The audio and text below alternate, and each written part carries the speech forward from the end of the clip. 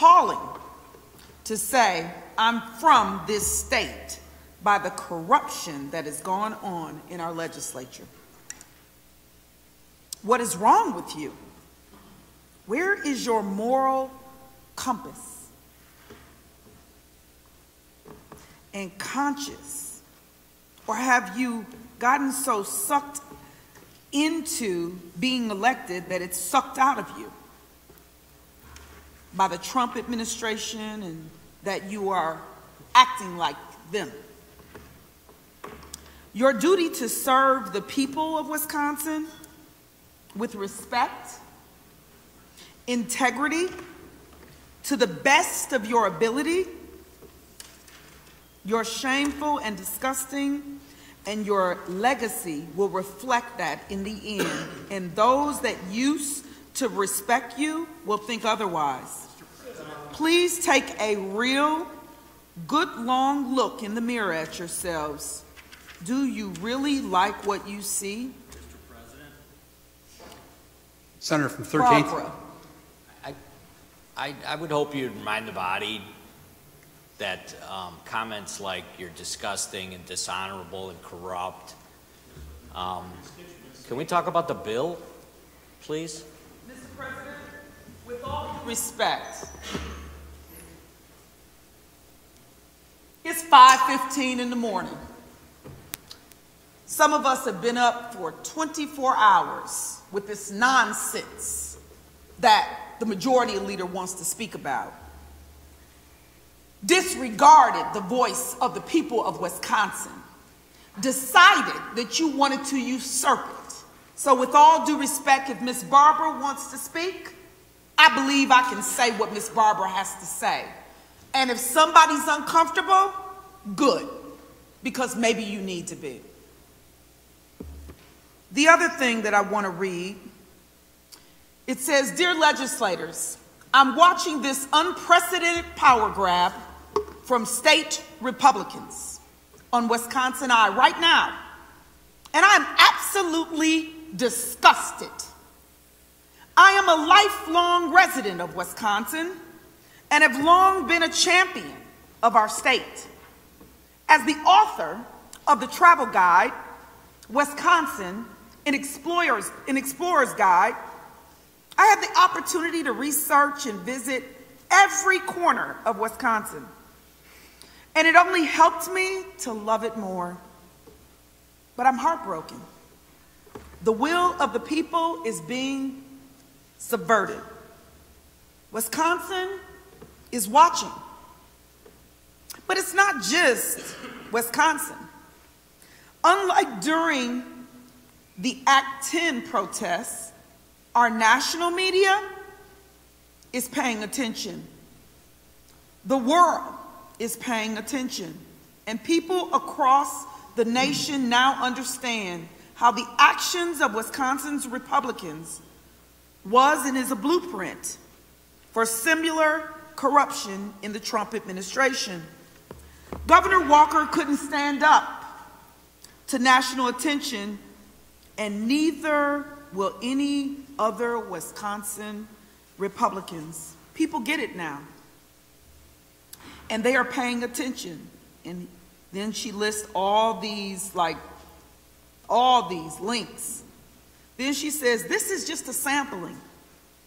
If Wisconsin Republicans think that delaying the session and passing this, say this word for me,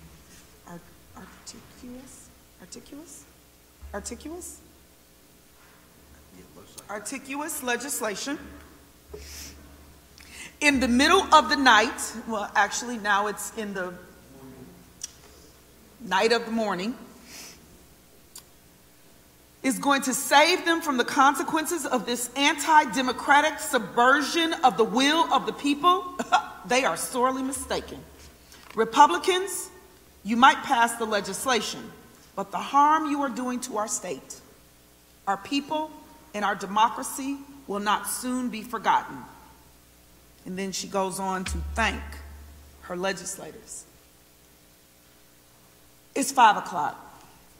You're going to do the legislation. But I would ask you to listen to what the leader said, the senator from the 32nd. Allow people to at least rest so that the senator from the 20th don't look so tired himself, and the senator from the 13th look pretty tired too. And so does the senator from the 23rd. And you know what they say about sleep deprivation? You can't really make good decisions. You should do the right thing. And you should put this over, at the very least. But really, the vote is no. Senator from the 27th. Mr. President, the senator from the 4th actually brought up an interesting point on sleep deprivation. I'm not certain any of us actually can legally drive right now. We're so tired. But we can be here on the Senate floor to vote on this stuff. We're supposed to start session at 11. I think we ended up going in at about 1 or 2. We have been here now about what? 16 hours. And I think our floor productivity has been about an hour and a half. The taxpayers are not happy about this.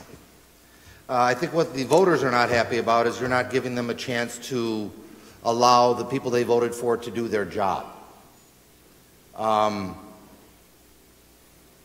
It's frustrating because I was asked by a couple of people, has this ever happened before? Has the Senate ever been in this late? And I remember the Senate, even though I wasn't here, being in very, very late for the Miller Park debate, which I know some folks really remember. It was a very interesting night, but that was not a lame duck session. I remember the Senate being in very, very late till about 4 or 5 in the morning and getting a Democrat to pass a Republican budget. But that was not a lame duck session. Correct. Lame duck sessions usually take about an hour. They're there for cleanups. State employee contracts, appointments occasionally, the Rose Bowl committee thing that needed to be appointed back in the 60s. There's only been a lame duck session here going back to the 20s about 7 or 8 times. But never, ever, ever, ever has there been a lame duck session used to go after newly elected officials. There's never been a lame duck session to actually consolidate power in the Speaker's office and the Majority Leader's office like this. There's never been a lame duck session used to cram through 2 appointments without proper paperwork in front of us at the time to the Board of Regents. That's never happened in a lame duck session. So like I said earlier, we're making history, but Mr. President, the Republicans are making the wrong kind of history. You don't want this on your resume. You're not going to look back proudly and say, yeah, I was there for that lame duck session, especially if there's going to be a Democratic majority here in the state Senate and in the state Assembly. So in the end, there's a lot of really bad things in here that some of you can tell yourselves because we went from 60 whatever pages down to 50 whatever pages, that you really did a good job of eliminating bad stuff. You didn't. You actually made some stuff worse. I don't know what kind of games are being played over at Weedick right now, but obviously something's going on there. Something's going on over at Weedick that's going to end on September 1st, 2019. Wish I knew what it was. You may think you did yourselves a favor with your voters back home who voted for Josh Call, but you really truly didn't. Finance has to sign off on settlements now. If the Assembly doesn't, or the Senate doesn't, or JCLO doesn't, if they don't intervene. How is that doing the Attorney General a favor? If Finance says no to the settlement, guess what? We go to court. But that's okay, because the Senate and the Assembly and JCLO will have a ton of lawyers at their disposal, which, by the way, the taxpayers are going to pay for. Which some things, I don't think people quite understand this at home. Maybe they do, I don't know. We are what's called a sum-sufficient body, for those of you who are still in the gallery and watching on Wisconsin Eye. Sum-sufficient means whatever it takes to run the state Senate, that's what we're going to pay. We have budgets, but our budgets don't have bottom lines. They do in our office accounts, they do on salary, but when it comes to running the Senate, there's no bottom line. Lawyers know this. So when the Senate goes out to hire a lawyer to join a lawsuit, they will not be subject to the open records law depending on how they're paid. We will not know what the correspondence is between the two. We won't know how much is being billed. We won't know any of that stuff. And to my colleagues on the inner circle on the Democratic side, here's the real kicker. We are actually clients of the law firm that the Republicans are going to hire. We won't be able to sit in any of the meetings. We won't be able to have a say as to what law firm will be hired. We won't have a say to yes to that bill, no to that bill. We won't have a say in strategy. We won't know. So I really want the 5.6, 7 million people who live in Wisconsin to clearly understand this is not a Democratic idea. The Democrats had nothing to do with hiring private law firms that are going to be running around the halls of the state capitol at taxpayer expense. And there's no budget for it.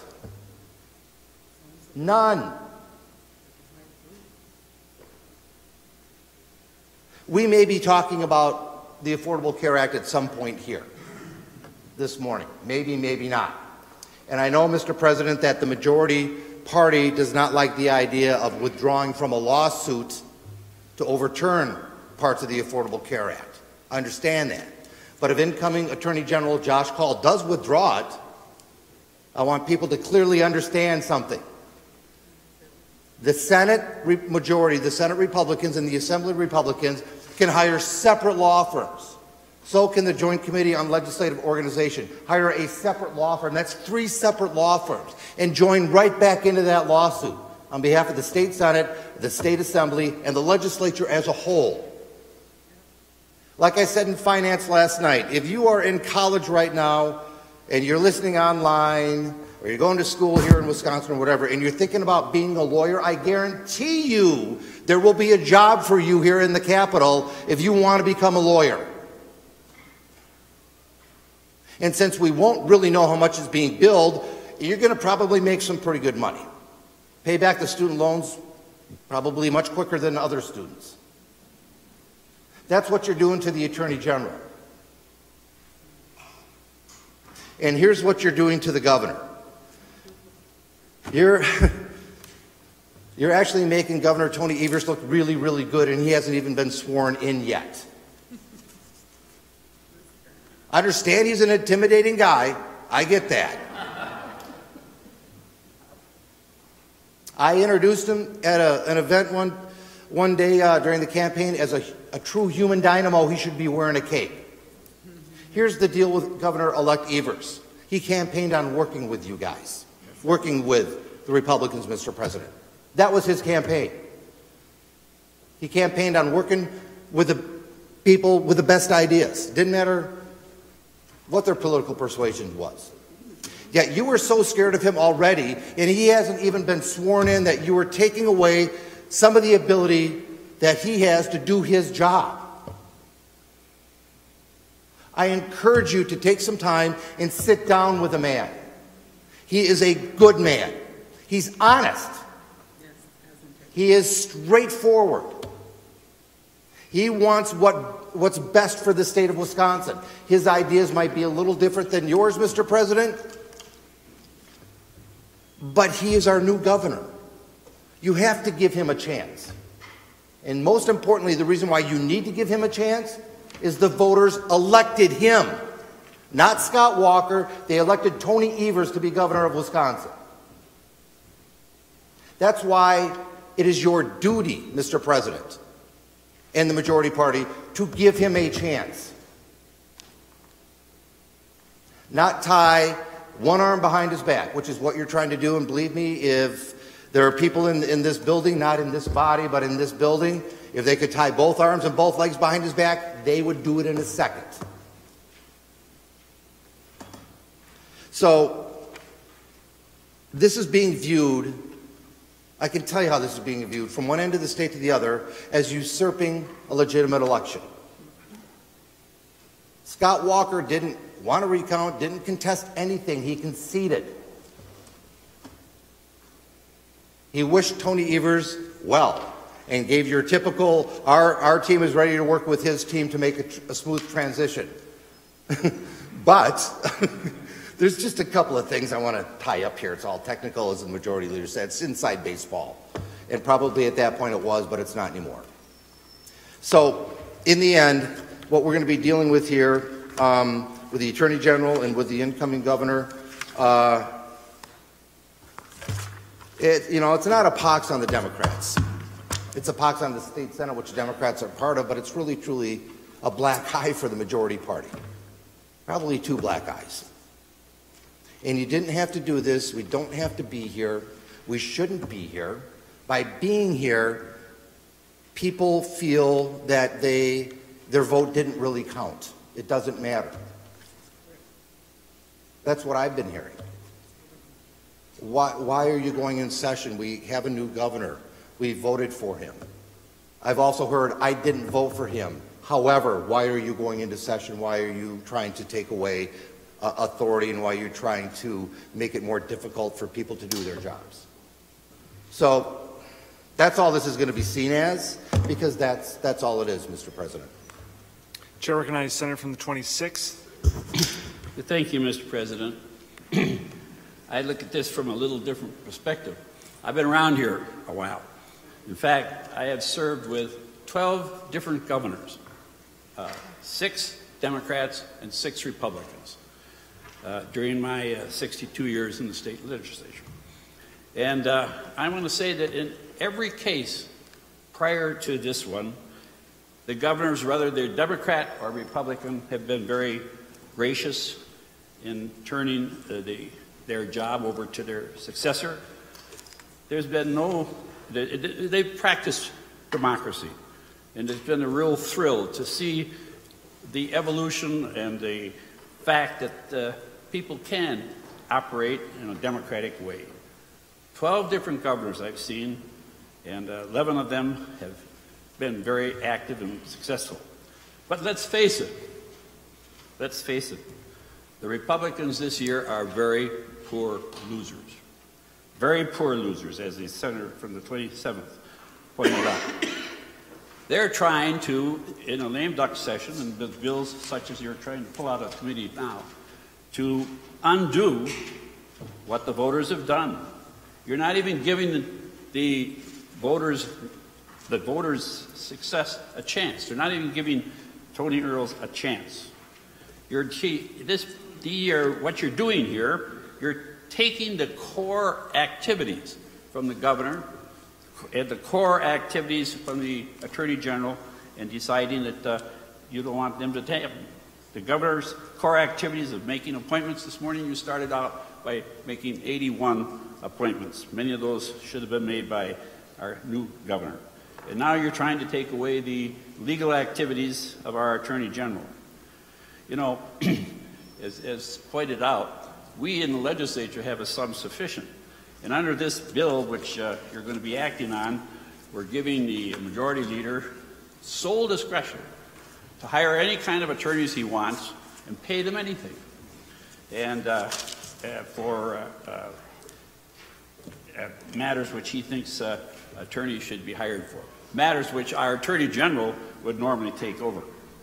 So the Attorney General, with a set budget to act on legal matters, may be, in effect, fighting lawyers with unlimited accounts because of our sum sufficient, because the majority leader under this bill has absolute discretion to hire attorneys for just about any purpose that he deems desirable. The language is so broad that I question actually what it actually means. But if you check page 16 of the bill, it says the Senate Majority Leader, in his or her sole discretion, may authorize a senator or a Senate employee who requires legal representation to obtain legal counsel other than from the Department of Justice. And here's the thing, the Senate Majority Leader shall approve all financial costs and terms of representation. He can pay whatever he wants. So if you're a lawyer, you don't want to work for the Attorney General's office, you want to work for the Senate Majority Leader because he can hire you to do these Jeffrey jobs. But let me point out, Mr. President, that times do change. When I started out in 1956, the Assembly was 2/3 Republican, and every state office was Republican. This is one-sided as you can get. 2/3 the Assembly Republican, every state office Republican. 2 years later, Gaylord Nelson came in and switched the Assembly from being 2/3 Republican to majority Democratic. That's where I got my start on the as chairman, co-chairman of the Joint Finance Committee. And we elected a Democratic governor. And so it's been on, off and on over my tenure, Democrats, Republicans, and the transition between them has been working out. Now, Walker's had his chance. He's had his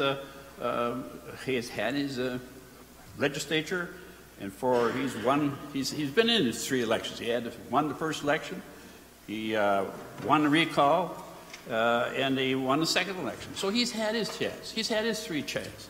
What did they used to say in baseball, 3 strikes and you're out? Well, here, Walker's had his 3 elections, and he's had his full support of the legislature. So now the people want to try a change. They voted for a change. Overwhelmingly, they voted for a change.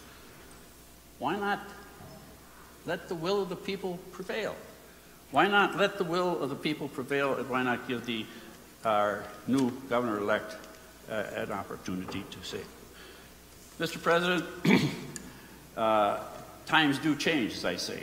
In my tenure in this body, we've changed the political makeup of the majority party, I think, 5 times, maybe 6 times in the time I've been here. I know that because I've been honored to be selected president on 5 different occasions with intervening Republicans in between.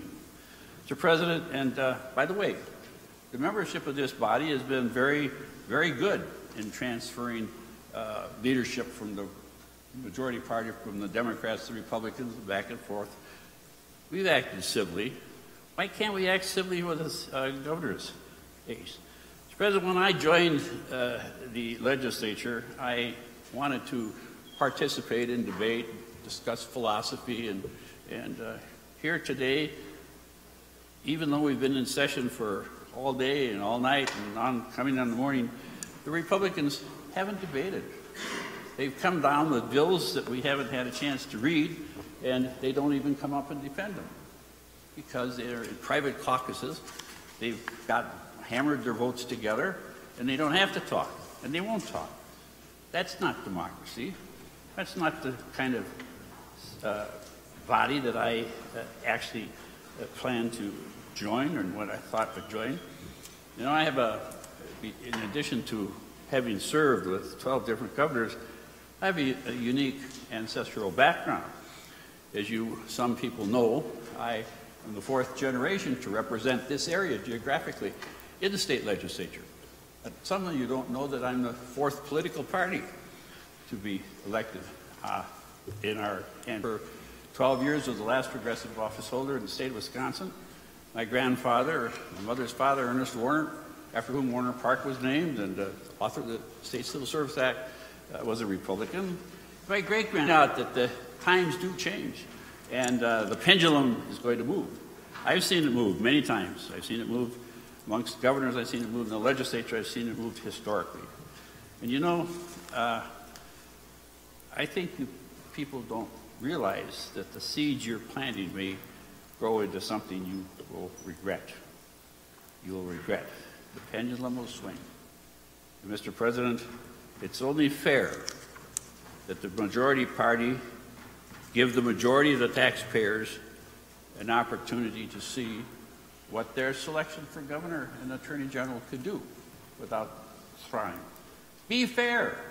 Be fair. Give the voters the right to choose their governor and attorney general, to give those people an opportunity to perform and try to do what your governor has done over the last 8 years. We gave him his opportunity. He had his legislature. Now let's give our new governor the chance, as we have done through history. Thank you, Mr. President. Chair recognizes Senator from the 25th. Thank you, Mr. President. I just want to point out to you, here we are on the brink. Look what I just got. Look at that. Nice inch-thick documents that I'm going to have to respond to very soon. Look at that. It's astonishing. It's stunning. Look at these documents that just appeared on the table behind me, and I'm going to have, without sleep, vote on them. The people spoke. Walker lost, and now we are here to change the law so that you can claim some sort of victory. I'm deeply disappointed, but I think in some ways I'm also aware of what a tragedy this is, because there are some people who are now back in this room who are going to have to take the last vote of their careers.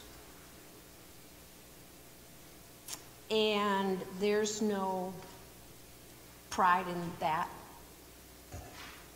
There's no dignity in what's about to happen. There's no integrity. There's no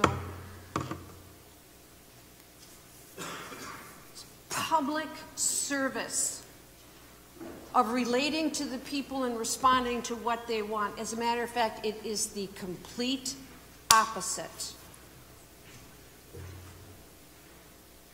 Governor Walker came into his administration in chaos.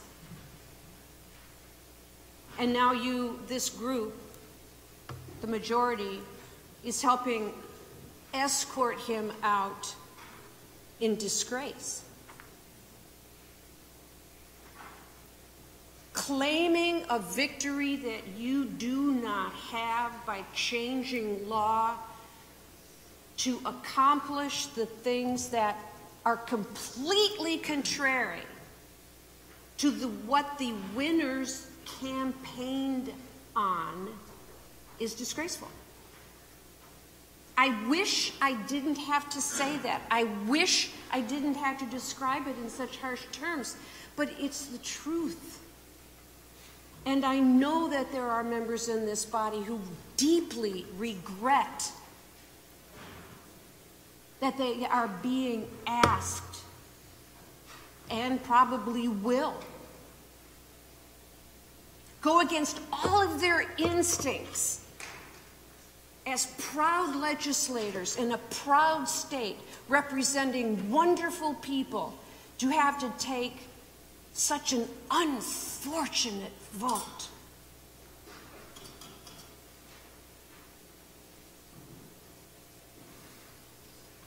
We are burying President Bush, a man of great integrity, a man who can be respected, a man who served, left office, finished out his life, and died with honor.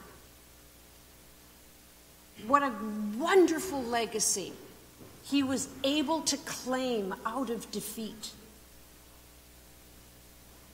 What an admirable job he did to serve his country. And we have a state to serve. We have people who participated in record numbers in an election that had an outcome that some people in this body do not like. And so they will discard the normal process of responding to the voters and change the laws to accomplish their own personal desires. I find that tragic. The people have spoken. Why can't you listen? Chair recognizes Senator from the 3rd.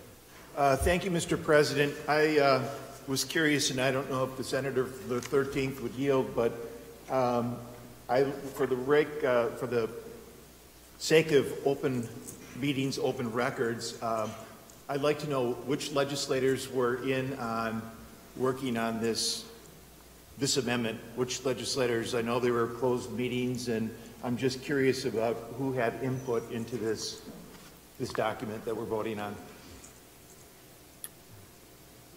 Does the senator from the 3rd wish to ask the senator from the 13th if he would yield to a question? Yep. Senator from the 13th, would you yield? The senator does. Senator from the 3rd, please state your question. The question is, we have this document before us. I'd like to know the legislators' names that were in on meetings that worked on negotiating this document we have in front of us. Senator from the 13th. Every member of the Republican Party in the Republican caucus. Senator from the 3rd, you have the floor. Yes.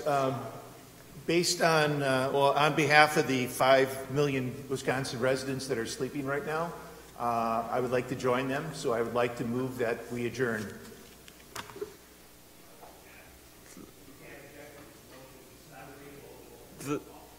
The senator from the 3rd moves adjournment. The clerk will call the roll. Senator Bewley.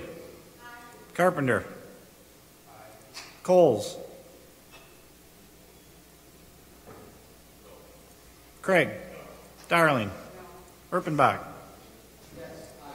Fine. Fitzgerald. Frostman. Hanson. Johnson. Kappenga. Larson. Lemihue.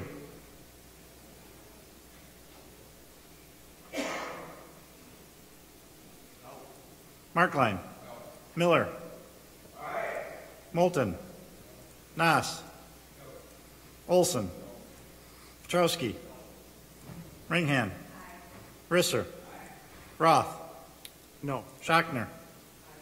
Schilling. Strobel. Taylor. Teston. Tiffany. Weinhaut. Bookmere. Weingard. Wirch. Fine. All members have voted in the negative with the exception of Senators Bewley, Carpenter, Erpenbach, Frostman, Hanson, Johnson, Larson, Miller, Ringhan, Risser, Schachner, Schilling, Taylor, Weinhaut, and Wirch. There are 15 ayes, 18 noes. The motion fails. The senator from the 13th moved that we take Senate Bill 884 from the Senate Committee on Organization and bring it up on this time. A roll call has been requested. Excuse me, Senator from the 3rd? Yeah, the senator from the 13th moved that we withdraw Senate Bill 884 from the Committee on Senate Organization and take it up at this time. A roll call has been requested. All those in favor of withdrawing Senate Bill 884 will vote aye. Those opposed, no. The clerk will call the roll. Senator Bewley. Carpenter. Coles. Craig. Darling. Erpenbach. Fine. Fitzgerald. Frostman. Hanson.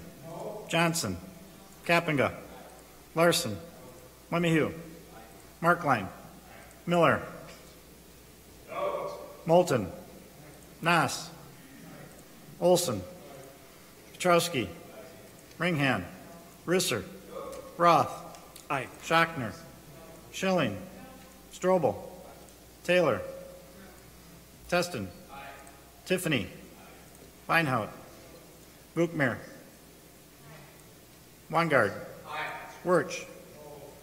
All members have voted in the affirmative with the exception of Senators Bewley, Carpenter, Erpenbach, Frostman, Hanson, Johnson, Larson, Miller, Ringhan, Risser, Schachner, Schilling, Taylor, Weinhaut, and Wirch. There are 18 ayes, 15 noes. The bill is withdrawn. I'll ask the clerk to read the title of the bill. Senate Bill 884 relating to legislative powers and duties, state agency and authority composition and operations, and ministerial rulemaking and process by Joint Committee on Finance. Report Senate Amendment 1 adoption. Ayes 12, 4 no. Passage as amended.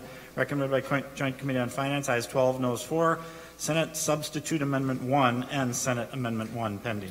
Question is adoption of Senate Substitute Amendment 1 to Senate Bill 884. All those in favor say aye. A roll call has been requested. All those in favor will vote aye as your name is called. Those opposed, no. The clerk call the roll. Senator Bewley. Carpenter. Coles. Craig. Darling. Erpenbach. Fine. Fitzgerald. Frostman. Hanson. Johnson. Kappenga. Larson. Lemieux. Markline. Miller. Moulton. Nass. Olson. Petrowski. Ringhan. Risser. Roth. Aye. Schachner. Schilling. Strobel. Taylor. Teston. Tiffany. Feinhout. Buchmer. Wangard. Wirch. All members vote in the affirmative with the exception of Senators Bewley, Carpenter, Erpenbach, Frostman, Hanson, Johnson, Larson, Miller, Ringhan, Risser, Schachner, Schilling, Taylor, Feinhout, and Wirch. There are 18 ayes, 15 noes. The amendment is adopted. The question is, shall the bill be ordered to a third reading? All those in favor of ordering the bill to a third reading say aye.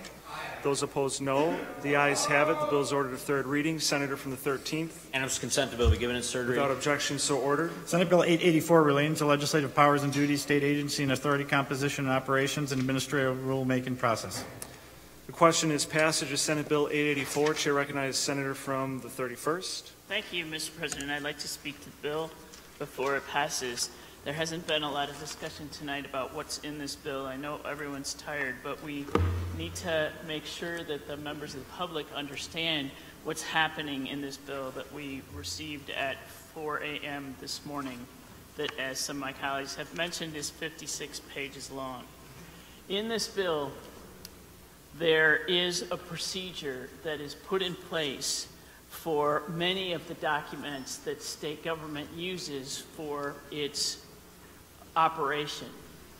And this procedure strictly controls what is done in the what we might call informational pamphlets in state government. And this bill is calling the pamphlets guidance documents. What must be done in these pamphlets that state government uses to operate is, in every portion of the pamphlet, the agency must describe the part of the law that is applied to this particular pamphlet. And if this type of homework isn't done in the next 6 months, the pamphlets are going to go away. They're going to be invalid by this bill that's before us. So what does this mean for all practical purposes? I think it would be helpful first to understand the breadth of what we're talking about. So I did a little research on some of the guidance documents, or what might be called guidance documents, by different agencies, and I learned from someone that's been working on this legislation that the Department of Health has 700 of these guidance documents. Every one of them, according to this bill, is now going to have to be researched and cited, just as if you're doing a term paper, before and brought before the legislature for approval. We all received an email yesterday, Tuesday, I think that was yesterday, yeah, that is from the Reed Magna in the Public Information Officer of the Wisconsin Election Commission, and he and the person who testified in joint finance from the Wisconsin Election Commission, the interim administrator, Megan Wolf, are concerned that the work that would be done by the Elections Commission to do the citations on their 190-page Election Day manual and their 250-page Elections Administration manual, and all of the correspondence that the agency does that gives directions and guidance to election clerks and many other people involved in elections in the 6th line of his part 2 says, he says, "It is simply unworkable and would grind to a halt any semblance of the vital customer service that our staff provides." And I would suggest, Mr. President, that making something unworkable and grinding to a halt any semblance of vital customer service is exactly the intention of this legislation. Because if we go forward, the agencies are going to be doing all of this homework to comply with this new law, and what will suffer is customer service, which is what state government is all about, serving the people. Further, added at the last minute last night in finance is a complete pass for any large corporation receiving a tax credit on whether or not they have actually delivered the jobs they promise. And I have passed out to you, everyone here in the chamber, and I'd be glad to pass it out to anyone else, a list that came from the Fiscal Bureau's information paper number 6 of just one of the type of tax credits that we're talking about. And just to give you some idea of the breadth of the tax credits in the law, there are 43 that were collected the last time we had a report called the Tax Impact Report. 43 different types of tax credits. 43 different types. If you add Foxconn, it's 44 different types. This is just one of those types.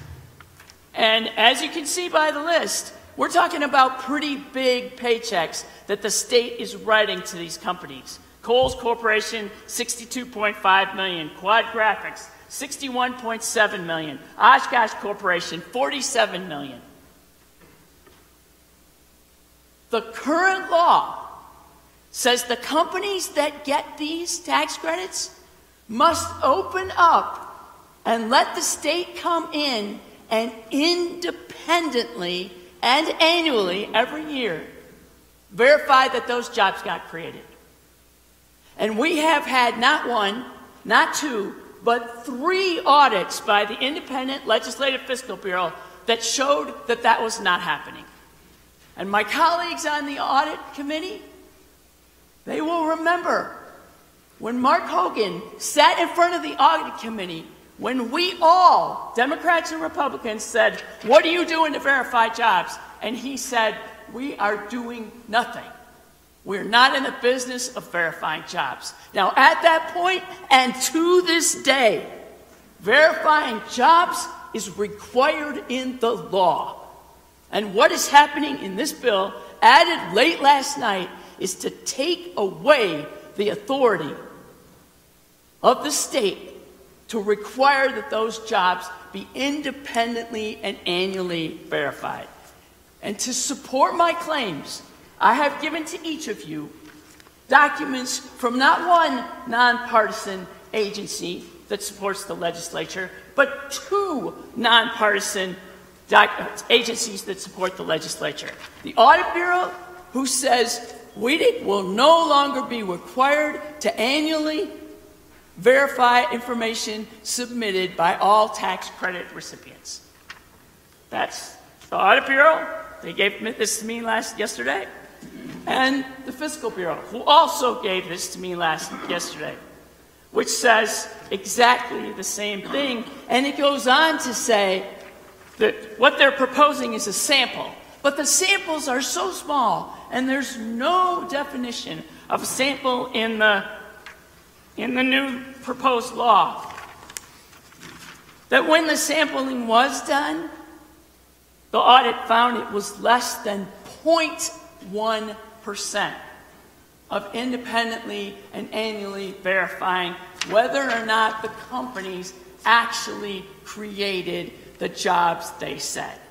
Now, we don't know in the minority what's going on in the Wisconsin Economic Development Corporation, but it is very clear that the Republican majority wants to control that agency until a year from now.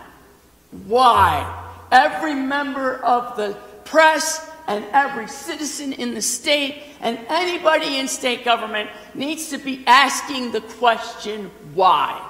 What is going to happen between now and September 2019?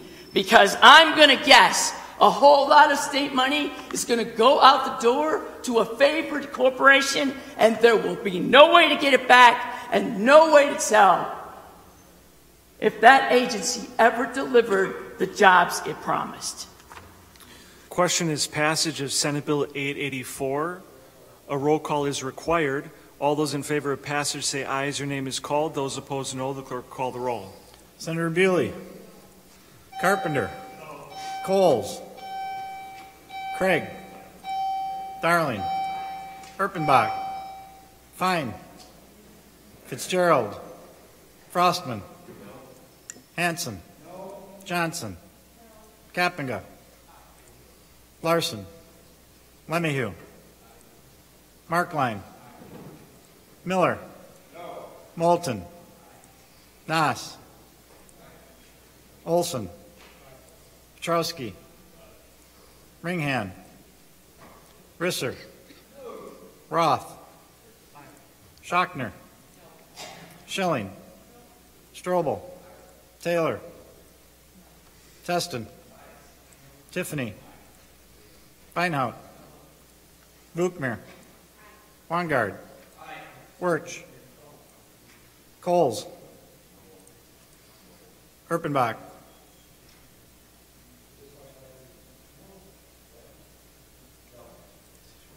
Fine. Fitzgerald. Larson.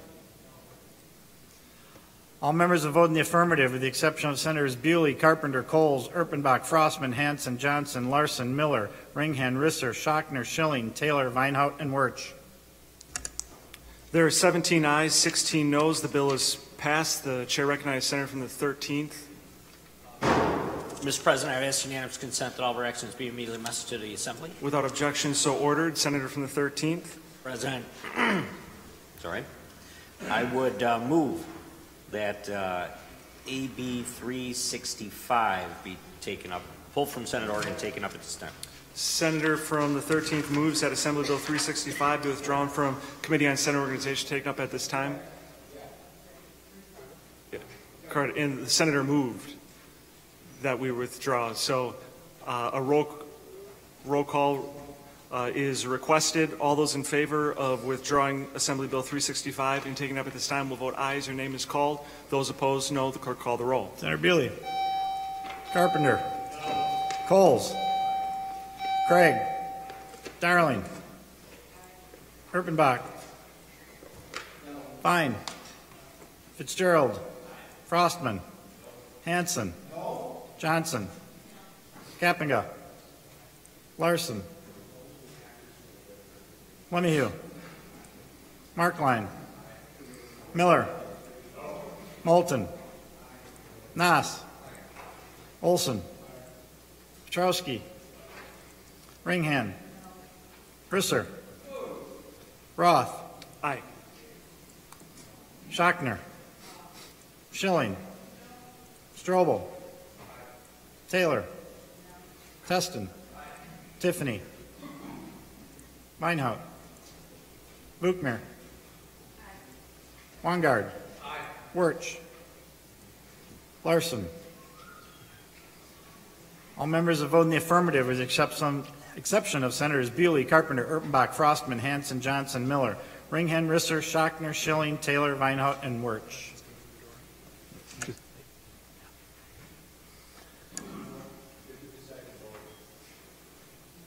Senator Larson. The question is moving Assembly Bill 365 from the Committee on Senate Organization, taking up at this time. Let's vote no.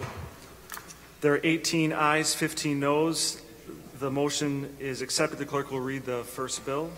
Assembly Bill Assembly Bill 365 relating to prohibiting lifetime and annual limits under health insurance policies and plans by Representative Reimer, Senator Erpenbach, and others. Senate Amendment 1 to Senate Substitute Amendment 1, Senate Substitute Amendment 1, Senate Substitute Amendment 2, Senate Amendments 1 and 2 to Sub 2, and Senate Substitute Amendment 3 pending. Question is adoption of Senate Substitute Amendment 1 to Assembly Bill 365. Chair recognizes Senator from the 13th. Mr. President, I'm author. You the author? Mr. President, who's the author? This amendment was authored by the senator from the 27th back in February. Oh, okay. I'd like that amendment to return to the author. The senator from the 27th asked unanimous consent to return that amendment to the author without objection. The question is adoption of Senate Amendment 1 to Senate Substitute Amendment 2 to Assembly Bill 365. All those in favor of adoption say aye. Oh, Senator from the 32nd.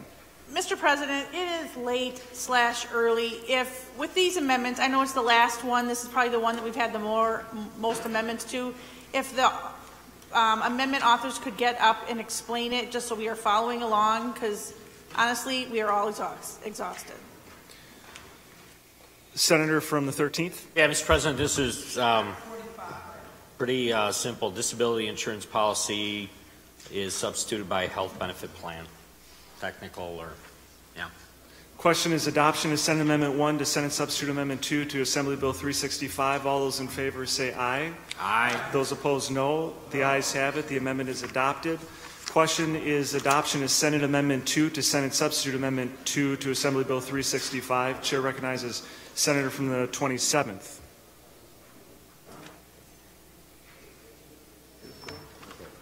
All right, thank you very much, Mr. President. Just so we're clear on what we're dealing with here, we're dealing with the infamous pre-existing condition bill. And there are a couple of things that Wisconsinites need to know about this particular piece of legislation, what it's attempting to do, and in the end, how it really sets a false hope out there that if you have a pre-existing condition, you're going to be covered. But there's so much more to the story than that. You can have a pre-existing condition and quote-unquote be covered, but if you're hamstrung by annual caps, lifetime caps, you might be covered, and they may have to cover you, but your co-pays and out-of-pocket expenses could be hundreds of thousands of dollars, even into the millions, depending on how sick you are. So what my amendment does is tries to address that. And the amendment does essentially 5 things. And it's a result of what's going on with the lawsuit in Texas, which, by the way, our Republican Attorney General and our Republican Governor and our Republican legislature supports that lawsuit, which, by the way, if it were ever successful, essentially obliterates the Affordable Care Act. That's why we're here for the pre-existing condition. So what mine does is basically prohibits insurance companies from discriminating based on a person's pre-existing conditions. That's number one. You have to cover people with pre-existing conditions. The second thing this does is just as important as covering pre-existing conditions. Because if you're going to say you're going to cover pre-existing conditions, you better mean you're going to cover pre-existing conditions. So we make sure that there is a prohibition on lifetime and annual limits, meaning if there's an annual limit that they will cover my pre-existing condition up to $10,000, and I have cancer, and I'm going in for treatments, and I'm going in for all sorts of things, I'm going to bump on that, I'm going to hit that limit in a very short period of time. The rest of it is out of my pocket. Part of the reason why we saw the bankruptcies that we saw as a result of health care and health insurance were these limits. So you cannot pass this bill and go home and say that you've covered pre-existing conditions unless you have at least prohibited annual and lifetime caps. Otherwise, this legislation is more than a false hope. This legislation becomes a very cruel joke on people with pre-existing conditions. You can't have one without the other. You cannot do that. There's no way in the world you can go home and say, don't worry, we have you covered, and not address the cap issue. That is just so important. You can't do it. Another thing this amendment does is it requires coverage and prohibiting cost sharing for preventative services under health insurance. Basically, nobody should avoid a visit to a doctor because they can't afford a copay for preventative maintenance to your body, is essentially what it is. We also deal with essential health benefits requiring insurance policies and self-insured governmental health plans to cover essential health benefits specified by DHS with limits on cost sharing. And guaranteed issue is also in this, and it's extremely important that health plans must permit you to enroll regardless of your health status. So right now, the way the bill is set up, Mr. President, I think what the Republicans are going to try and do is fix a bad assembly bill and make it a little bit better, but not deal with some of the most important things within the Affordable Care Act that makes pre-existing condition coverage possible. Can't stress this enough, Mr. President. You would be disingenuous, dishonest, making someone emotionally feel better because you told them you covered their pre-existing condition if you don't take care of the cap issue. A lot of us know people who have been in a situation where back in the day when caps were real, they bump up on that cap, and in order to afford their medication, they wouldn't pay their mortgage. They'd miss car payments. In the end, they'd go bankrupt because they got sick. And when it comes to pre-existing conditions, despite what some people think in the world, nobody chooses a pre-existing condition. They don't grow up someday and say, I hope to God I have a pre-existing condition. Do you know that there are some insurers out there who look at women as a walking pre-existing condition? Did you know that? It's true. So this is an issue that all of us have been trying to tackle for a long time. Recently, after the Affordable Care Act, we had a governor who was elected who did anything and everything he could to absolutely destroy the Affordable Care Act here in Wisconsin. Then he had the gall to say toward the end of the campaign that of course we're going to cover pre-existing conditions. Never mind that little lawsuit down in Texas. And that's another thing I want to bring up real quickly, Mr. President. I don't know how you can support this bill and support the lawsuit in Texas at the same time. I don't get that. Because you're passing something that you support in a lawsuit to try and stop down in Texas. That's nuts. I mean, man. That's just, that makes absolutely no sense at all. I mean, that's crazy talk. This has been an issue for Democrats, Republicans, independents, liberals, conservatives, everybody in every walk of life in this state. Health care and health insurance has been an issue for a very, very long time. Self-employed, small business owner, large business owner. This has been an issue. And by the way, I have yet to meet a business owner who doesn't want to help and provide insurance for their employees.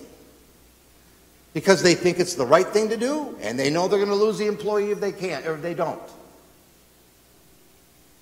So rather than recognize the fact that people from all walks of life, wealthy, poor, business, employee, whatever the case may be, everybody has wanted to try and deal with this issue as best as they possibly can, in the fairest way they possibly can, but at the very least making sure that people who have pre-existing conditions are covered and making sure that there are no annual or lifetime caps, and that preventative coverage is covered. So that's what this amendment does, because if the lawsuit goes down in a bad way for the Affordable Care Act, your piece of legislation that you're about to pass will do absolutely nothing to cover pre-existing conditions, except to say pre-existing condition. That's the extent of the coverage. It says in the legislation, pre-existing condition. But it doesn't mean anything. It does not mean a thing. Because if I have a pre-existing condition and I get insurance because they have to cover me, because it says in the legislation you have to cover me, I have a pre-existing condition, and the insurance companies will say, absolutely, we're going to cover you. Your monthly premium is $14,000. Nothing will prevent the insurance companies from doing that. They'll say, of course we'll cover you. Your annual limit for your cancer treatment that you're going to be dealing with for the next 5 or 6 years of your life is $25,000. The rest will be up to you. This is really important, Mr. President. Really important. A lot of us are very passionate about this issue on both sides, on both ways, and everybody's had ideas on this stuff. But if we're going to stand here this morning in the state Senate, in the Wisconsin State Senate, and pass a bill that's labeled pre-existing condition, you better make sure you do it right. Because if you don't, there are going to be some extremely angry people in about 6 months knocking on your door. Extremely angry. So I would hope we would adopt this amendment. Chair recognizes the senator from the 30th. Yeah, unanimous consent that I be listed as a co-author. Late in the night, early in the morning, I was inadvertently left off. Without objection, so ordered. The question is adoption is Senate Amendment 2. Chair recognizes senator from the 5th. Move tabling. Senator from the 5th moves tabling. A roll call has been requested. All those in favor? Tabling is a non-debatable motion. The senator from the 5th temporarily withhold her motion. She Mr. does. President. Senator from the 6th. Mr. President, I ask for unanimous consent to speak on this bill and the lame duck session as a whole. Without objection. There are, most of the time, I think being a senator and being a part of this body is an extreme honor and a privilege. But there are some times that I really hate this job, and sometimes that I think it really sucks. And today is one of them. This bill is about people. It's about making sure that the residents of this state are safe and whole and can seek adequate medical care when necessary. Before I came to this body, I didn't have insurance, me or my daughter. And we spent years without insurance. I just couldn't afford it. And the few times that I was able to afford insurance, the insurance was so high, the cost, I couldn't afford to use it. I couldn't afford to pay the copays. Shortly after being elected into the state legislature, I became really sick, really sick. Couldn't even move. After 2 emergency room visits, about 4 urgent care visits, it was discovered that I had a tumor. And it was a really big tumor, and it was affecting some of my vital organs. Rather than me being just devastated because of my diagnosis, all I could think of was, thank God I had insurance. Because had I been diagnosed with this a couple of months earlier, I never would have been able to get it treated. Better yet, I would have never went to the emergency room and probably would have died because I couldn't afford another medical payment. My daughter, when she was young, became extremely ill. And it was one of those times that we did have coverage, but the coverage was so expensive I couldn't afford to use it. She had monthly visits with the doctor, and we had to pay for her medication. Now, the monthly visits the copays weren't extremely expensive. They were only about $35 a month. But when you're struggling, that $35 a month, plus the cost of the premium, plus the medication, that's a lot. I had to stop taking my daughter to her medical appointments because I couldn't afford the copay. Now, as someone who wouldn't make that choice ever again, I really realized just how messed up it was to have to make that choice at all. We are so privileged in this body, and we don't even realize it when we come to the floor and we take these votes that are going to affect people. I'm sorry that I'm tearing up, but I am just so angry right now.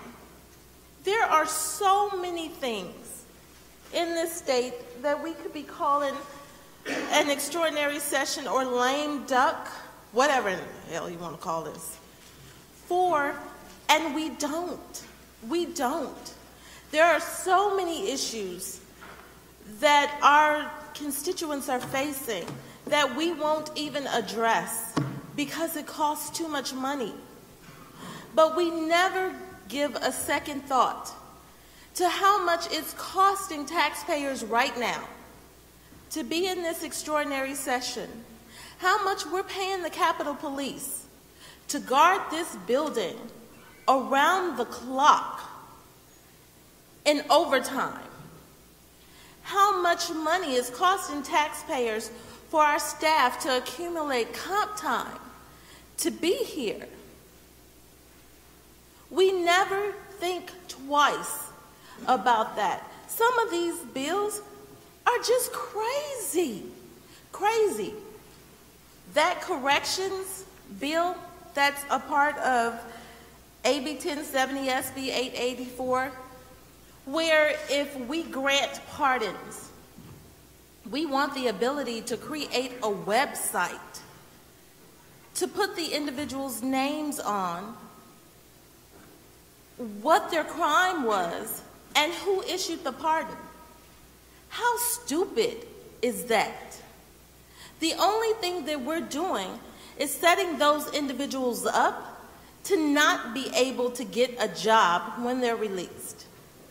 We all know that our prison system is overcrowded, and there are people that are eligible to be released, and we can't afford to continue to house them at $34,000 a year, and they are not violent criminals, and they would pose no threat if they were released. But the simple fact that we might even consider that, you want to create a website? What's it designed to do? Provide shame? We may as well tattoo the letter F on their foreheads and their faces so everybody knows that they're convicted felons. It makes absolutely no sense whatsoever to say that we want to give the Senate and the Assembly the ability to hire outside counsel with no limits. No limits. I have sat here for far too long and listened to this debate tonight, and all of us need to remember that we're talking about people. We might want our constituents to think that this is just about fairness and, reining in some of the powers that we gave our last governor. But the reality is that everything that has been done tonight is just to continue to stack power up for the Republican Party. I mean, admit it. Oversight by the Joint Finance Committee. 4 Democrats to 12 Republicans. Everything is going to go along party lines. It doesn't matter what type of debates you have. It doesn't matter how much common sense your debates make. The outcome is still going to be the same. The Senate and the Assembly, Republicans hold the majority. So of course you're going to have issues with constitutionality, with some of the decisions that are going to be made by the AG and the governor. That's just a given. It's a given. But to further stack the decks, where it's no ability for compromise, makes absolutely no sense. This state voted for checks and balances. That's what they did when they elected our new governor. They were tired of the my way or the highway approach that we take to legislating in this building. It makes absolutely no sense. We were supposed to be on the floor at 11 o'clock. We had the balconies full of people who wanted to see this process. We spent all kinds of money tonight, and the vast majority of the time, we weren't even on the floor doing our jobs. Doing our jobs. We have the luxury of not even being here every single day. Really? How does that resemble the real world? It doesn't. You only have to be here when you have committee hearings, floor sessions. Most of us have other jobs except for me, so I don't know if anybody, I need to find another job. Let me just put that out there.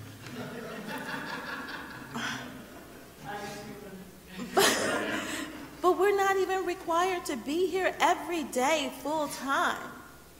And when we are here, we can't even get it right. This makes absolutely no sense whatsoever. And we should be better than this. We should do things differently simply because of the positions that we hold. This is leadership. And quite frankly, I think the daycare kids that I used to keep could do a better job at doing our jobs. And that's ridiculous. This has to stop. It has to stop. The question is tabling of Senate Amendment 2. Does the senator from the 5th temporarily withholds her motion? Senator from the 25th. I appreciate that. Thank you, Senator from the 5th and Mr. President. I just want to add my comments because how this amendment is so critical. Without this, we are not really talking about coverage for individuals with pre-existing conditions. Without this amendment, we're talking about coverage with pre-existing conditions inadequately. It is not covering persons with pre-existing conditions unless we pass this amendment.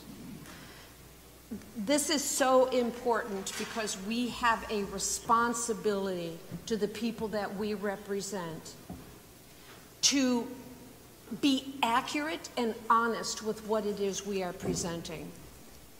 And I know that the majority is counting on the fact that they can simplify this into the deceptive framework of coverage for pre-existing conditions, when in fact that is not full disclosure. It is coverage for pre-existing conditions inadequately and expensively,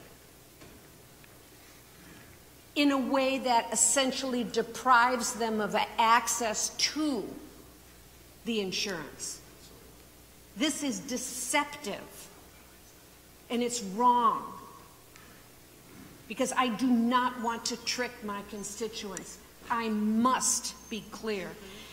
That is why it is so critically important that this amendment pass, because we owe it to our constituents to be honest. Chair, the senator from the 5th temporarily withholds her motion. Senator from the 7th.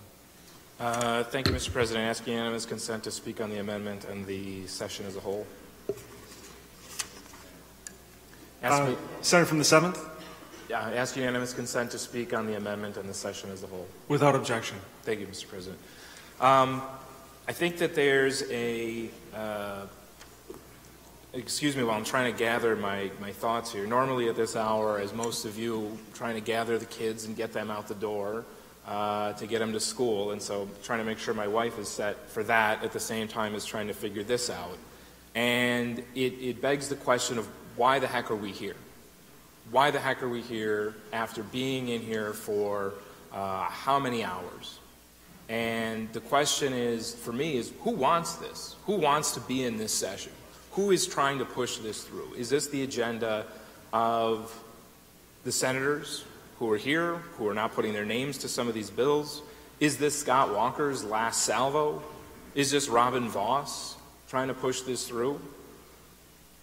Frankly, we just had an election.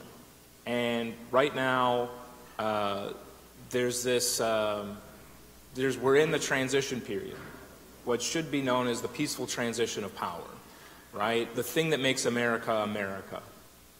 George Washington shocked the world when he gave up the presidency willingly and said, I'm not going to run, I'm not going to be a king. We fought a war to not have a king. He didn't go and say, let's screw John Adams and I'm going to put a bunch of appointments forward and I'm going to burn down the house on my way out. That was a tradition that continued, and we all hear that every single time there's a transition, especially at the executive branch at the federal level. Peaceful transition of power.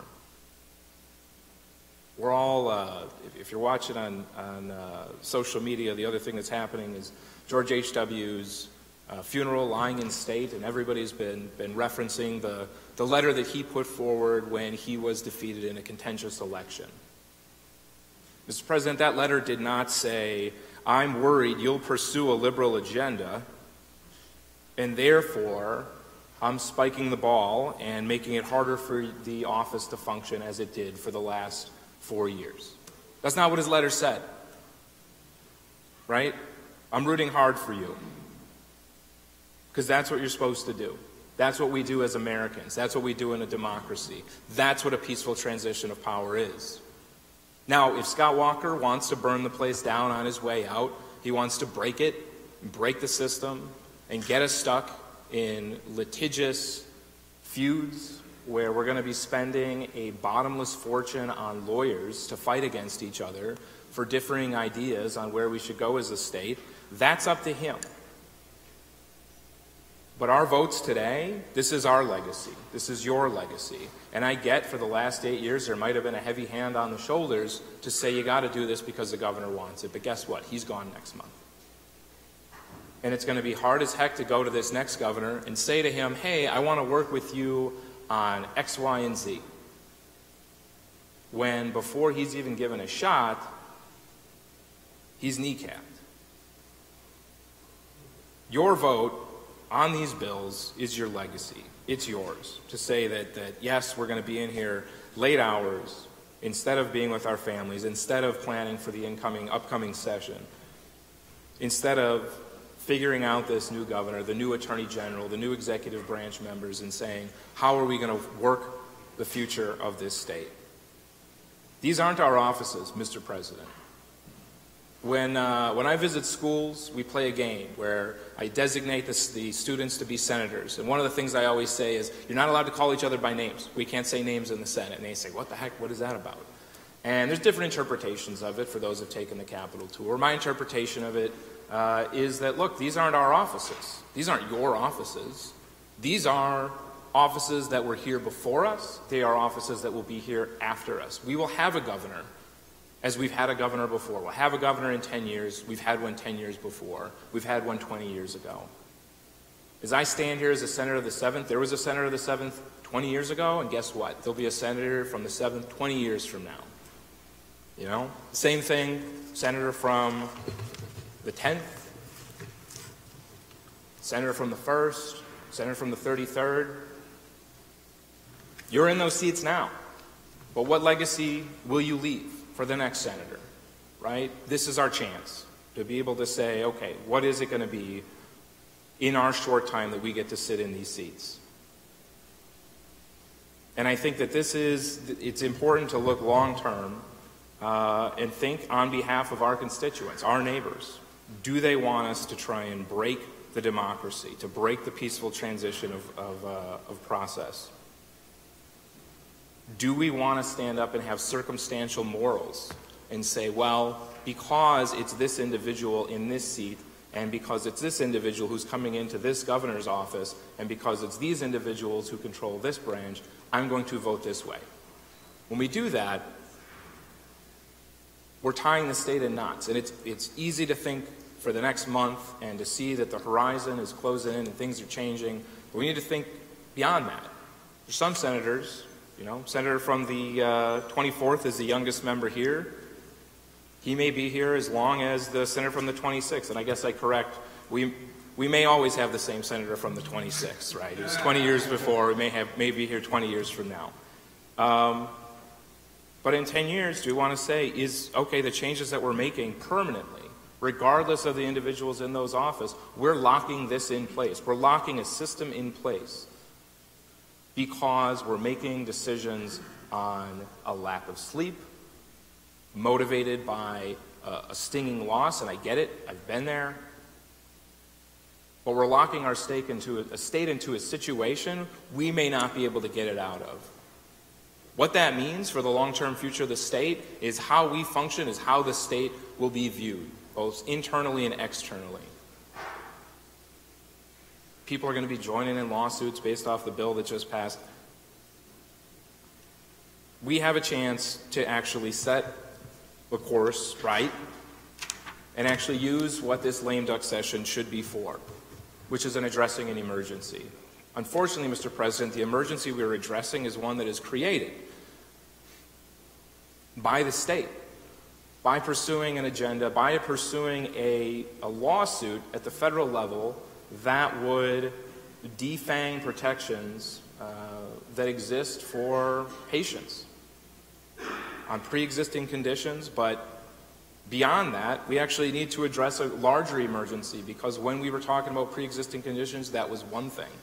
But as been outlined by other senators, the thing that we really need to deal with now is other problems that have been created by the current president, who has broken protections for our patients. Now we have junk plans where you're covered, but you're going to go broke. The number one cause of individual bankruptcy a decade ago was medical bills. And guess what? You go on GoFundMe, people aren't funding brilliant projects. They don't have the opportunity to be able to fund a brand new idea that's going to change the world. Most of GoFundMe pages now are people just trying to get their medical bills covered. That's the America that we are slipping back into. That's an emergency that we need to address. And this is a forward-thinking amendment that I would hope that if you want to have a proactive approach and actually fix something, fix an emergency, granted it's man-made, this amendment does it. Because it not only fixes the idea of making sure that pre-existing conditions is a term of the past, but it also says we're not going to have junk plans. We're also going to make sure that people are covered through the Medicaid expansion, through Badgercare. We're going to make sure that you don't have lifetime limits. We're not going to reverse patient protection. This fixes the current and impending emergency that lame duck sessions were intended for. There's not floods overtaking the state. There's not fires, thank God, overtaking our state, that the state needs to come together as a body to be able to pass something in lame duck session as an emergency. But this is something that's man-made, and it can be man-corrected by us with this amendment. We need this sub. We need this sub because the other one that's before us fixes the problem from a couple of years ago before what had happened. So I ask you, I beg you, because I think of the individuals out there who need this. I think we could each tell our stories. It doesn't fall that far away from us to find our friends, our family members who spark the empathy to realize that this is all of us that are going to need this protection. So we need to get this done to make sure that people are protected and people don't die unnecessarily, people don't go bankrupt unnecessarily, and people don't have to cut their medicine in half because they can't afford to fill their own prescriptions. People don't have to stay away from the hospital because they're afraid of the hospital bill more than they're afraid of the consequence of not getting that cough checked. This will actually fix something today, long term, long into the future. So I encourage you to vote with us on this sub. Chair recognizes Senator from the 10th. No, you don't have a question. I would just like to say that in my work, when I'm home as the medical examiner, I see the ramifications of not having access to medical care. I see the people who don't take their medication or choose not to go to the doctor because something's going on. I've actually seen people die because they have an infection in their foot and cannot afford to go to the doctor. Pre-existing and adequate coverage matters. I had a call when I was coming down here from a grandmother who said she was concerned about pre-existing for her 2-year-old grandchild who had cerebral palsy and had a tracheotomy. I had a 39-year-old gentleman in my district who was diagnosed with cancer. And his words were, he lives in my district, "Thank God I work in Minnesota because I know I have good coverage." That 39-year-old was my son. This matters, and it matters to our community. And anything we do to put a price tag on humans is wrong. Chair recognizes Senator from the 1st. Ask unanimous consent to speak on the session as a whole. Without objection, so ordered. Thank you. It's no mystery that as Democrats and Republicans, we take very different approaches to how to best distribute the tax burden, invest in our economy and our education system, and our healthcare system. But changing the rules of the game throughout this session in the face of a resounding defeat simply because you can and want to is not a Democratic issue, nor is it a Republican issue. It's an issue of lacking morality and integrity.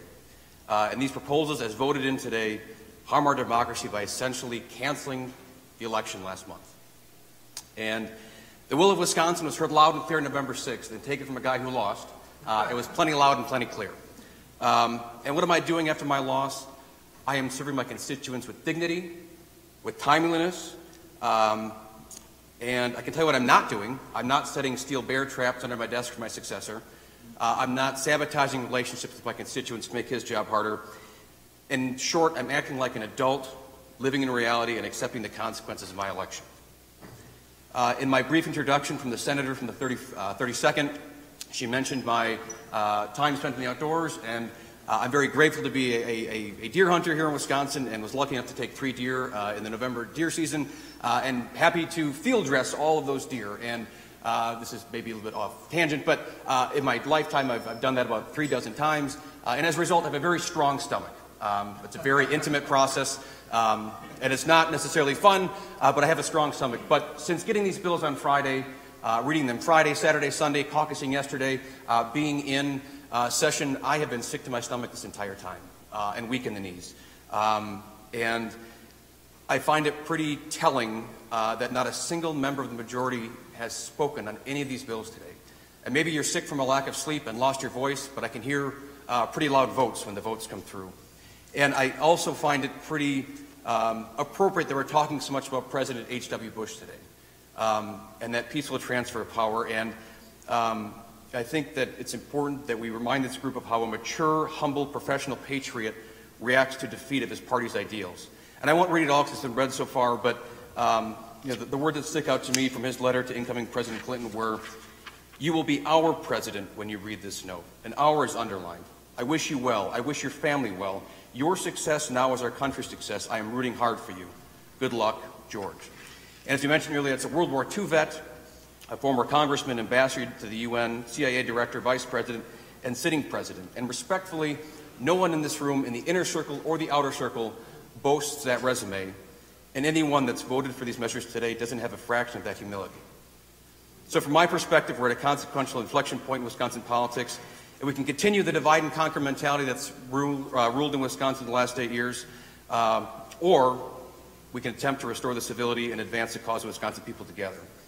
And I don't think the people that have been calling our phones for the last 2 days nonstop, have testified at finance or rallied at the Capitol, expect us to hold hands and sing Kumbaya, although I will, Senator Strobel, if you want to.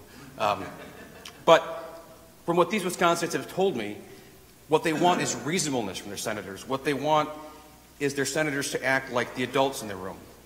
And nobody wants anyone to feel humiliated by these losses in November. What they want is for Republican legislators to show humility. And there is a difference between humiliation and humility. And what they want is to see the capacity for self-reflection, to acknowledge and accept their election results and the will of the majority of Wisconsinites. And so by moving these provisions forward today, you've essentially said that you know better, that Republicans possess some unseen inherent quality that uniquely and solely qualifies you to make these decisions for Wisconsinites. And as has been mentioned thus far, I guess this morning, last night, I don't really know, we were told this would be a special session to find a way to save hundreds of jobs in the Fox Valley for Kimberly-Clark, but instead we're here fighting an unprecedented power grab. So the Senate Majority Leader has said that these proposed steps are necessary because he doesn't trust a liberal agenda. I don't know what a liberal agenda is, but I can assure you that progressive values having a seat at the table will not result in people being run over by Priuses, ponytails flowing in the wind, eating handfuls of granola. But our agenda advocating for wage growth, for affordable health care, protecting pre-existing conditions, natural resources, are what the voters wanted. And that's why they voted for Democrats in every statewide office throughout this state. And so with all the humility that I can summon as the shortest-serving state senator in the state of Wisconsin, I implore you to accept the results of these November election, as I have, and vow to work with the incoming administration to advance the cause of the Wisconsin people as mandated by the election November 6th. Wisconsinites deserve better than the power grab they're seeing today. Thank you. The question is, just to remind the senators, we typically don't applaud for first speeches in the Senate, but I'm not going to do that. I'm not going to do that. The question before the body is tabling of Senate Amendment 2 to Assembly Bill 365. A roll call has been requested. All those in favor of tabling will vote Senator from the 4th. Thank you, Mr. President. Mr. President and members, I just want to make a couple comments on the legislation. The first is, I just want to say, I know that sometimes people can use nice little phrases for legislation, like right to work, when it's really the right to work for less, and pre-existing conditions. But if there is no protection on the amount that, someone has to pay, then really is it there? The other thing that I want to speak to is the corrections piece that you guys put in. During the election, there were individuals who said, they were so for helping people re-enter. So just like we know that there's a problem with individuals that, are sex offenders and we have a problem with placement, similar to what the senator from the 6th said, when you make a list and you say who did the release or who authorized it, and that's what you put in the list, and that's what you put up on the DOC website, and that's what you require to go to the legislators, you know what you're doing. This governor did not do his constitutional obligation to do pardons. You guys didn't hold him accountable. And gals. And now, here it is, you said during the campaign that you wanted to, and he said that he wanted to do reentry, he wanted to help people to connect to work, but now all of a sudden you want to do things that will stigmatize it, will create challenges, and will make individuals not necessarily want to do it. And I would assume, just like Governor Walker said when he was fooled by the gentleman who said he was the Koch brothers and said he would, put some individuals in the protesters groups in order to create havoc.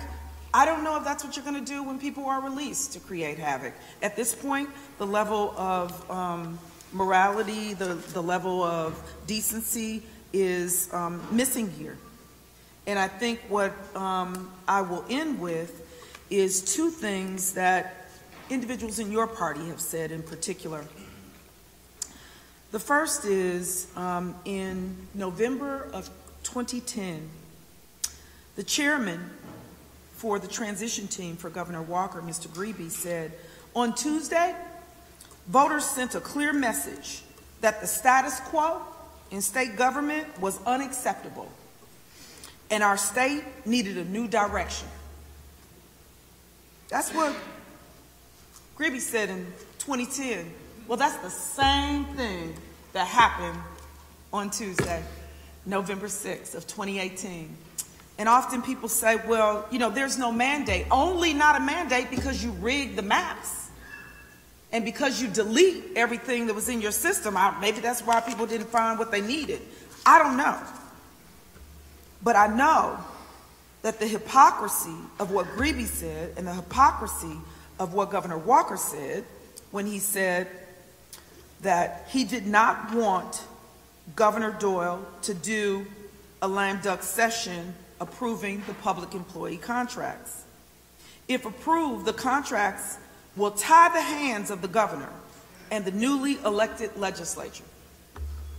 Ironically, you are tying the hands of the AG and the governor willingly, and not one of you have stood up to speak on what it is that you are voting for and saying that you support. What I don't get is the lieutenant governor said something that makes me think of the way that President Bush carried himself.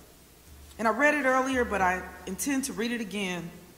It says, first and foremost, we must respect the process. We must ensure that every vote, valid vote, within the state of Wisconsin is indeed counted. And this is the part that it is clear that you lack the will to do. And we must be gracious, whatever the outcome. This is truly, by all means, embarrassing. I'm ashamed to see what we have done and what you have done and where we literally sit at this moment. This is by far worse than Act 10. There's no question. It's far-reaching. It is going to have a long-term effect on this state. And so I appreciate Senator Cole not voting for one item. But I want to read something that Sheldon Lubar said, and then I will sit down. Sheldon Lubar has been a powerful and influential Republican in Wisconsin for decades, and a strong supporter of Governor Walker. As a matter of fact, he supported him over me when I ran against Walker for county executive, but until now. In a sharp-worded email he sent to Walker over the lunch hour Tuesday, Lubar pointedly criticized the governor and asked him to consider what the governor's recent deceased father and Jesus Christ would say about his actions regarding legislative efforts to limit the powers of Governor-elect Tony Evers and Attorney General-elect Josh Call. With a subject line that said simply, proposed legislation change, Lubar asked Walker to do the right thing and refuse to follow and support Republican legislative leaders. I am not proud to read in the Milwaukee newspaper and learn the conniving, the convening, I felt like it was conniving too, but convening, that the Wisconsin Republicans, led by you and certain others, are planning, Lubar wrote. Lubar, a prominent Milwaukee businessman, I'll skip that part, supported Walker as a county executive, he said. But if you are asking why I changed my mind, saying he doesn't support anymore, I must say, I didn't change, you did. You let Presidential political ambitions supersede your duties and obligations to the people of Wisconsin. This is too much for me. Lubar pleaded with Walker not to destroy his reputation by siding with Assembly Speaker Robin Vos and Senate Majority Leader Scott Fitzgerald. What they are planning for the Republican Party of Wisconsin will malign its integrity and lead to its downfall. Worse, it will damage Wisconsin as it ignores the will of the majority of Wisconsin voters. You're ignoring the will of Wisconsin voters. And you're doing it on the sideline, silent. You're letting him drag you in the mud, and you don't give a darn. And it's shameful. So those of you who walk around talking about you love the Lord, you have to answer. You have to answer for your choices. And the senator from the 13th, he said in 2012, for the Democrats, the state of our state won't ever be good enough unless they're in the driver's seat. What hypocrisy. Question is tabling of Senate Amendment 2 to Assembly Bill 365. A roll call has been requested. All those in favor of tabling will vote aye as your name is called. Those opposed, no. The clerk call the roll. Senator Bewley. Carpenter. Coles. Craig. Darling. Erpenbach. Fine. Fitzgerald. Frostman. Hansen. Johnson. Kappenga. Larson. Lemieux. Markline. Miller. Moulton. Nass.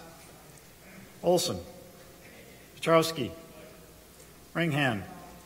Risser. Roth. Aye. Schachner. Schilling. Strobel. Taylor. Teston. Tiffany. Weinhaut. Buchmer. Wongard. Wirch. Carpenter. Olson. All members have voted in the affirmative with the exceptions of Senators Bewley, Carpenter, Erpenbach, Frostman, Hansen, Johnson, Larson, Miller, Ringhan, Risser, Schachner, Schilling, Taylor, Weinhaut, and Wirch. There are 17 ayes, 15 noes. The amendment is tabled. The question is adoption of Senate Substitute Amendment 2 to Assembly Bill 365. All those in favor of a roll call has been Senator from the 16th. Thank you, Mr. President. You know, I've been trying to think of an appropriate analogy for the bill that's before us. I mean, it says the bill says that in the state of Wisconsin, people with pre-existing conditions will be able to get health insurance regardless of what happens to the Affordable Care Act. And people would ask, why would you vote against that? Well, Mr. President, I don't know. The pre-existing conditions portion of the Affordable Care Act was the single most popular part of this legislation, federal legislation, that provided health insurance protections for all Americans.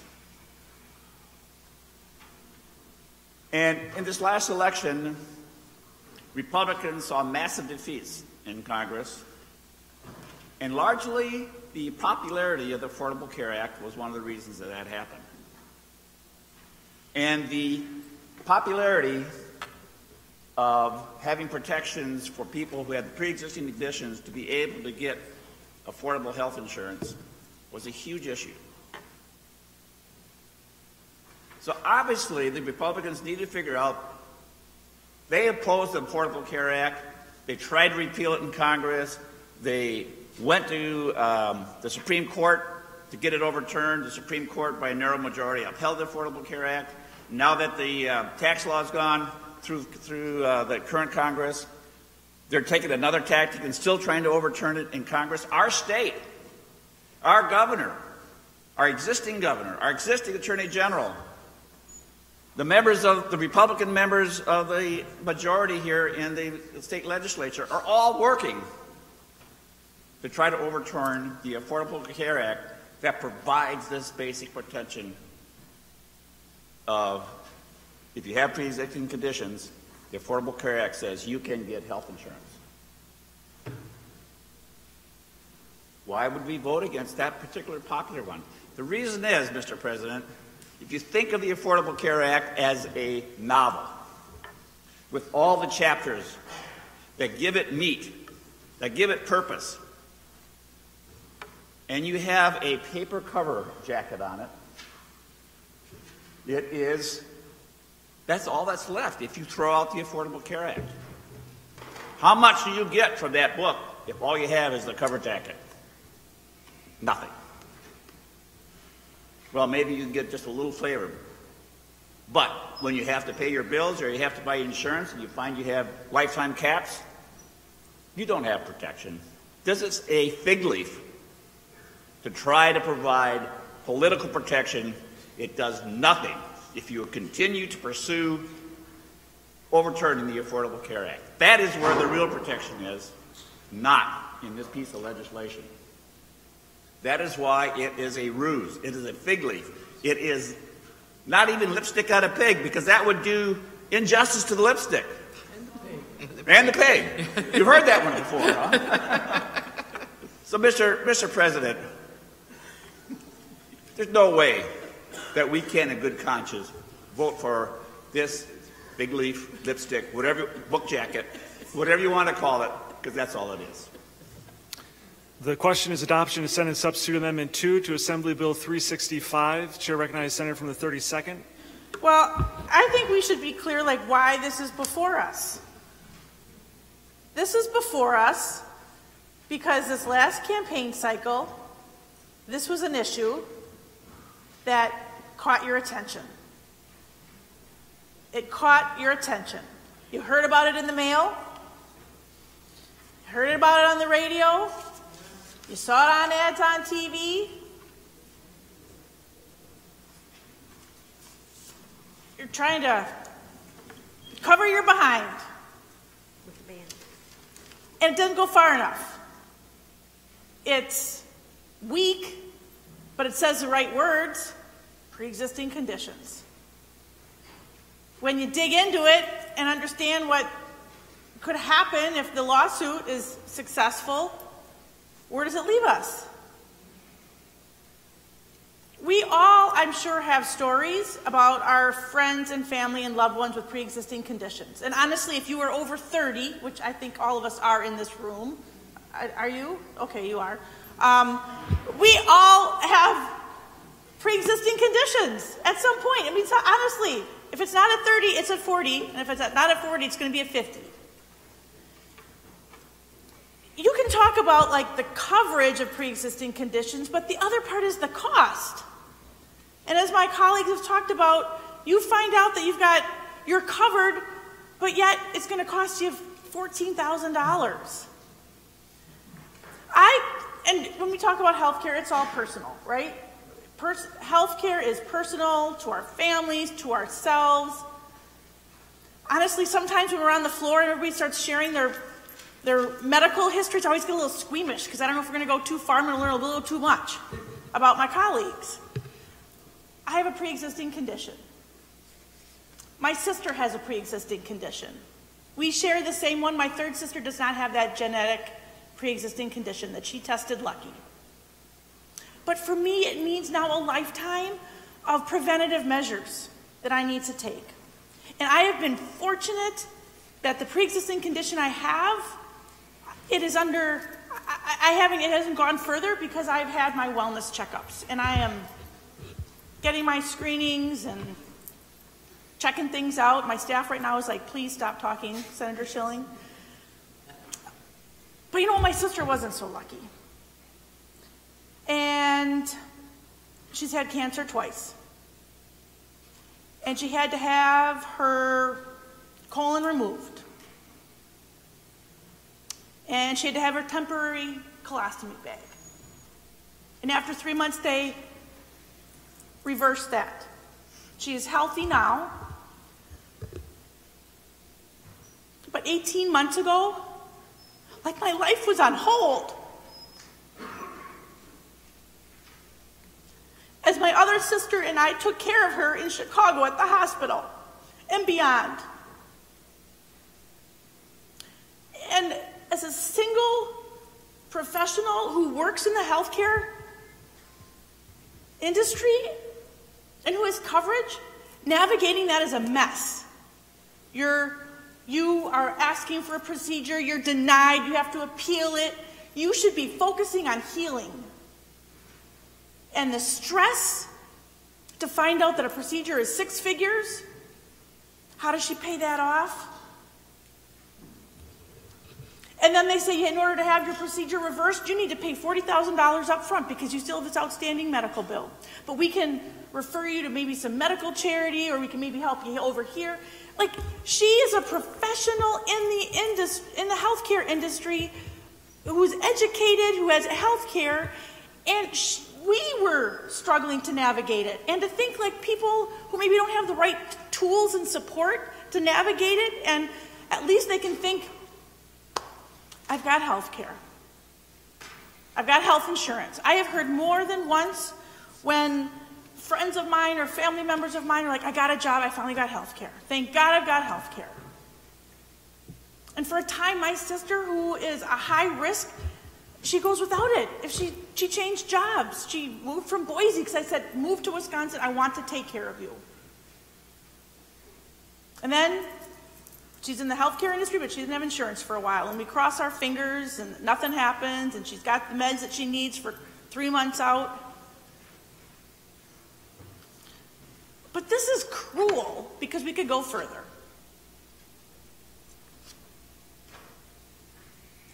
And for a long time, when we talked about healthcare reforms, it was always about quality and access and cost containment and affordability. And I just feel that there's not those assurances in what we are doing here. We could have gone further with an amendment from the Democrats.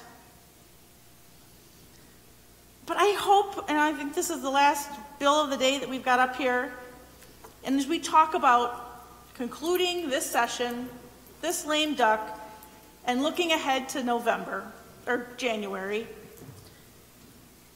we are here on this because of issues that arose during election season. And typically during election season, we get done in November, and we've got like 7 months to exhale. We look at January, we don't have to really deal with our colleagues for 7 weeks. This is unusual. But we can let the campaign be in the rearview mirror. And we can kind of let the rhetoric die down and realize there's campaign rhetoric and then there's governing. And I honestly think that when a party loses, when a person loses, like we go through the 5 stages of grief. If you remember Psych 101, Elizabeth Kubler-Ross, I'll review the 5 stages of grief because you're probably in them.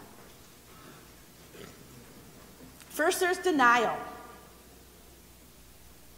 You guys in denial about what happened on November 6th? And then there's anger. You might still be there. There might be anger with the voters. There might be anger within your caucus. There might be anger within whatever. There's depression. There's bargaining. And then there's finally acceptance. I feel like as a body, I think we're in denial. There's still anger. If we could have done anything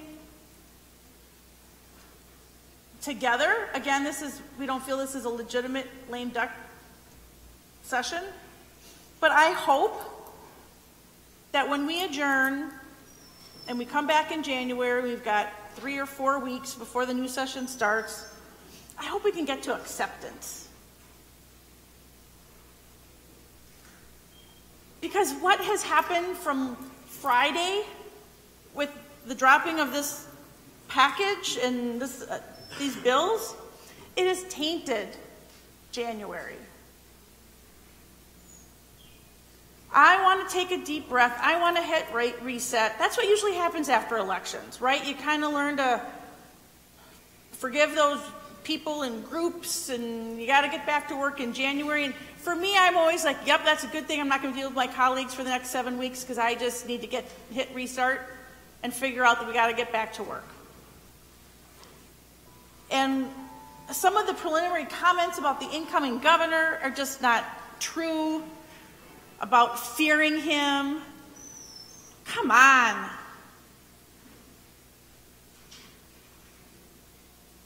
So we're going to be no. I'm going to be no. But I hope that we can honestly have some reflection in this body, because on election day, we both won. We both won. Both parties won. Democrats won statewide offices, the governor, the attorney general, and Republicans retained control of the legislature. Now, we can beg to differ why that happened, but it happened. And just as the speaker had said, I don't want to spend the next 2 years in a shouting match, I don't want to spend the next 2 years or 4 years in court. It's not effective. It's not efficient. So I hope, I don't know if it needs to be a summit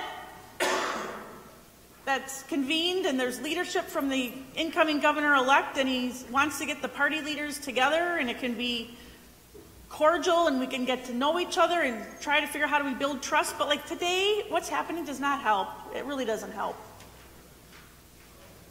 So I hope this is the last time I'm speaking, because I think I've said just about everything I want to. But there's a new day. The sun comes up. And we'll have a lot of opportunities to work together on the real stuff that people elected us to do. Question is adoption of Senate Substitute Amendment 2 to Assembly Bill 365. Roll call has been requested. All those in favor of adoption say Senator from the 14th. Mr. President, unanimous consent to be recorded with the majority on the last. Without objection, so ordered. A roll call has been requested on Senate Substitute Amendment 2 to Assembly Bill 365. All those in favor say aye as your name is called. Those opposed, no. Clerk, call the roll. Senator Bewley. Carpenter. Coles. Craig. Senator Craig. Darling. Erpenbach. Senator Erpenbach. Fine. Fitzgerald. Frostman. Hanson. Johnson. Kappenga. Larson.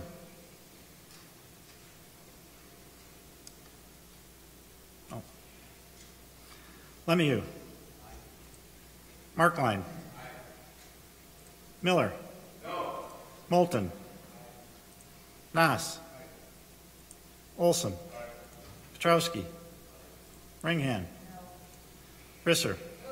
Roth. Aye. Schachner. Schilling. Strobel. Taylor. Teston. Tiffany. Weinhaut. Buchmer. Weingard. Wirch. Larson. All members have voted in the negative with the exception of Senators Coles, Darling, Fine, Fitzgerald, Lemieux, Markline, Moulton, Nass, Olson, Petrowski, Roth, Strobel, Teston, Tiffany, Buchmer, and Weingard. There are 16 ayes, 17 noes. The amendment is not adopted. The question is adoption of Senate Substitute Amendment 3 to Assembly Bill 365. Chair recognizes Senator from the 13th.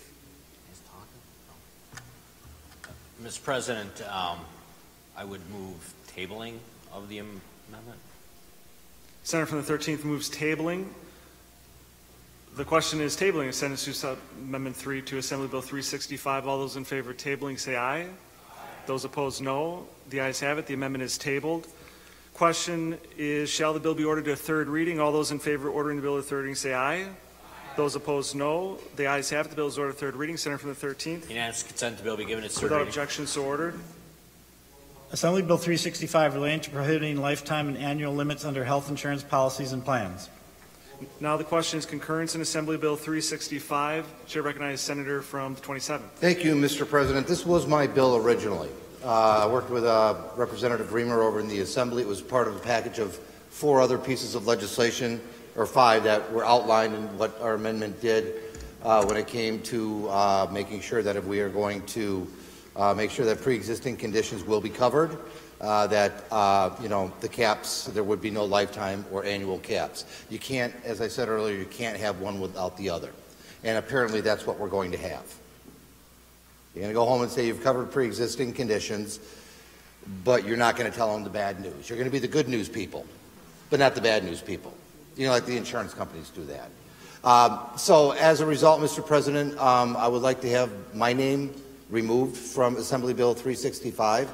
I believe there are some other of my colleagues who may be wanting to do the same. Senator from 27th asks unanimous consent to have his name removed as an author. Same request for Senator from the 4th. Mr. President, I would ask for all of the Democrats' names to be removed.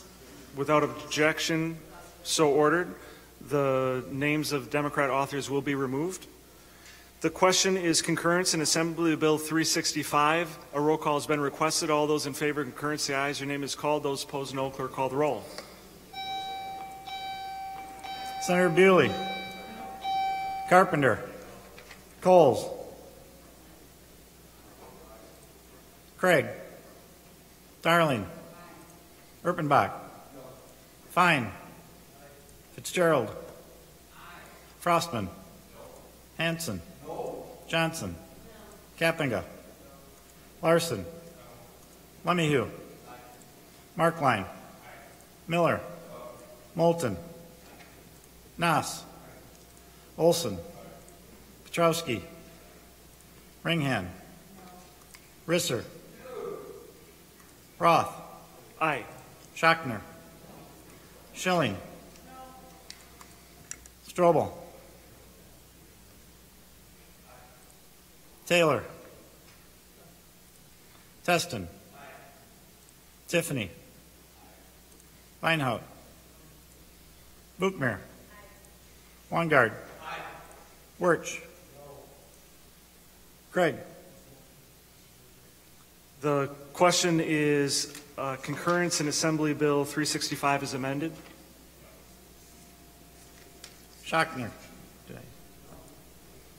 All members have voted in the negative with the exception of Senators Coles, Darling, Fine, Fitzgerald, Lemmyhugh, Markline, Moulton, Nass, Olson, Petrowski, Roth, Strobel, Teston, Tiffany, Buchmer, and Wangard. There are 16 ayes, 17 noes. The bill is not concurred in. We are on the chair recognizes Senator from the 12th. Senator from the 13th. I would ask unanimous consent that all of our actions be immediately messaged to the Assembly. Without objection, so ordered. We're on the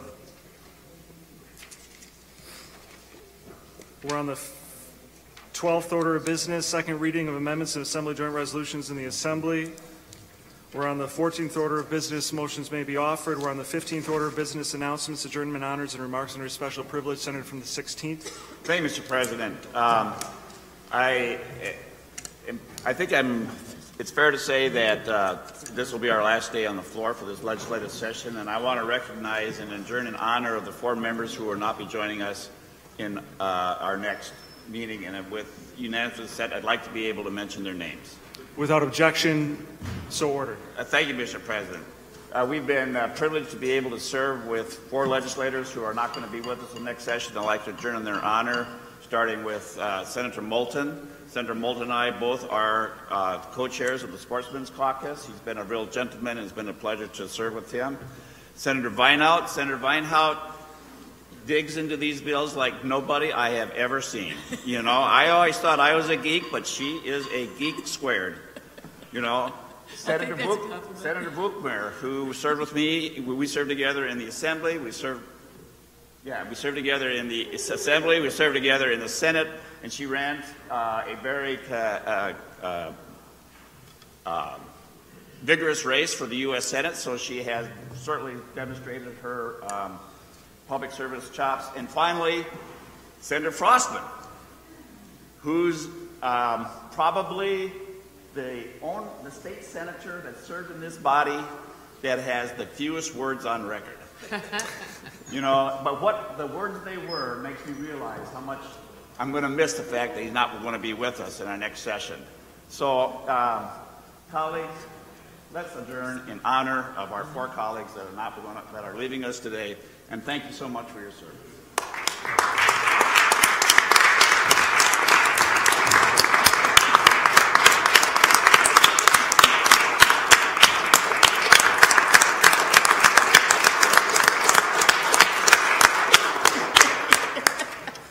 Thank you, Senator from the 16th. Senator from the 5th. Thank you, Mr. President, and thank you, Senator 16th. It's been an honor to serve with you, and it's been an honor to serve my constituents in the 14th Assembly District and the 5th Senate District, and I want to thank them for giving me this incredible privilege. I've also enjoyed serving with all of you. I have friends on, obviously, the inner ring and the outer ring, and your support and friendship has meant so much to me, and I appreciate the work that we have done together in a bipartisan way on many, many good public policy issues. I've enjoyed also serving and having the most amazing staff and through the years that I've been here, and I want to thank all of them. Of course, this session I've been blessed with Jessica and Matthias and Ben and Jason, and I wish them all well in their future. I want to thank my kids, my daughter and my son, because if it wasn't for them, I wouldn't be here today. It's usually the other way around. They wouldn't be here because of me, but it was really my interest in their lives that got me motivated to serve as I have these past many years. So I want to thank them and adjourn in their honor. And finally, I want one final adjournment honor, especially to my son. He was promoted recently to captain in the United States Army. And in approximately an hour, hour and a half, he has the incredible honor of serving alongside the casket of President Bush. So I would like to adjourn in his honor and to all the young men and women who serve this great country and to President Bush. Thank you.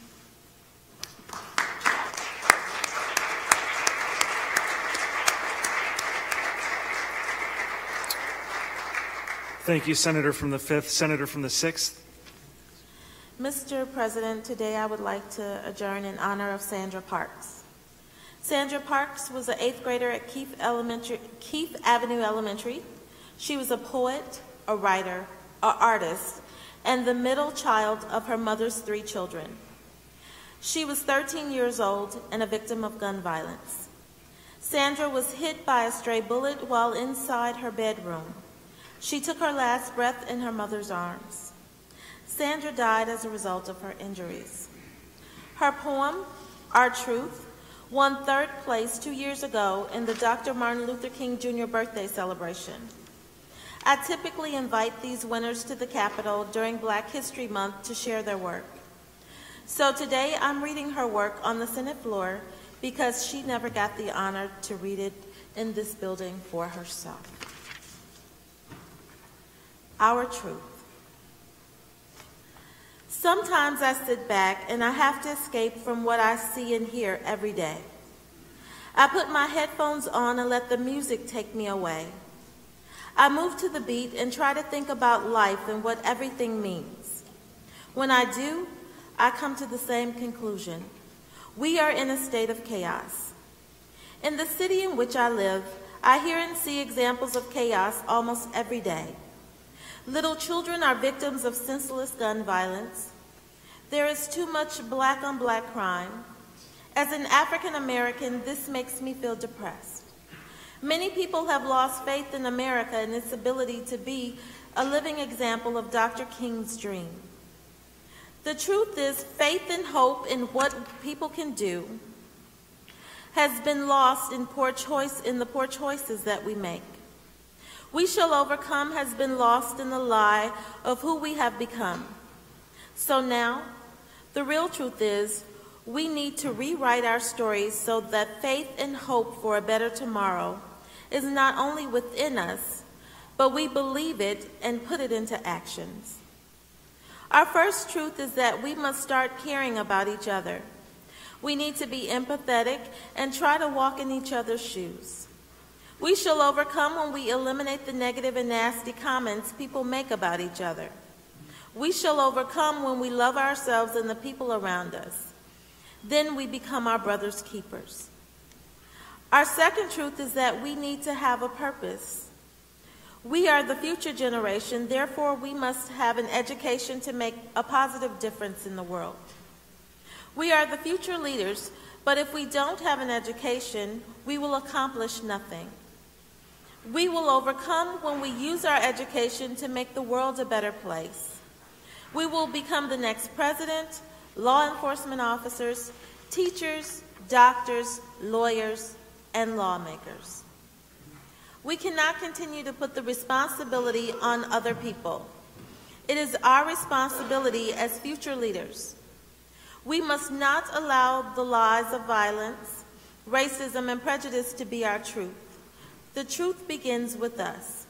Instead of passing each other like ships in the night, we must fight until our truth stretch to the ends of the world.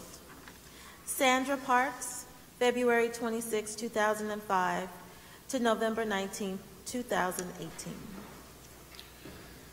Chair recognizes Senator from the 7th. Thank you, Mr. President. I'd like to adjourn two adjournment items today. The first is to a friend, Jenny Ramus, who I went to high school with, and it'll be 20 years ago later this month, December 23rd, that she was lost to a drunk driver in a head-on collision on her way home from a Christmas party our senior year of high school. And it was her death that sticks with me every time we bring forward drunk driving legislation. She was hit by a repeat drunk driver who was coming home from an informal holiday gathering where he had drank too much and was well over the legal limit. Her death was needless. The 182 deaths that Wisconsin had in the last recordable year were needless.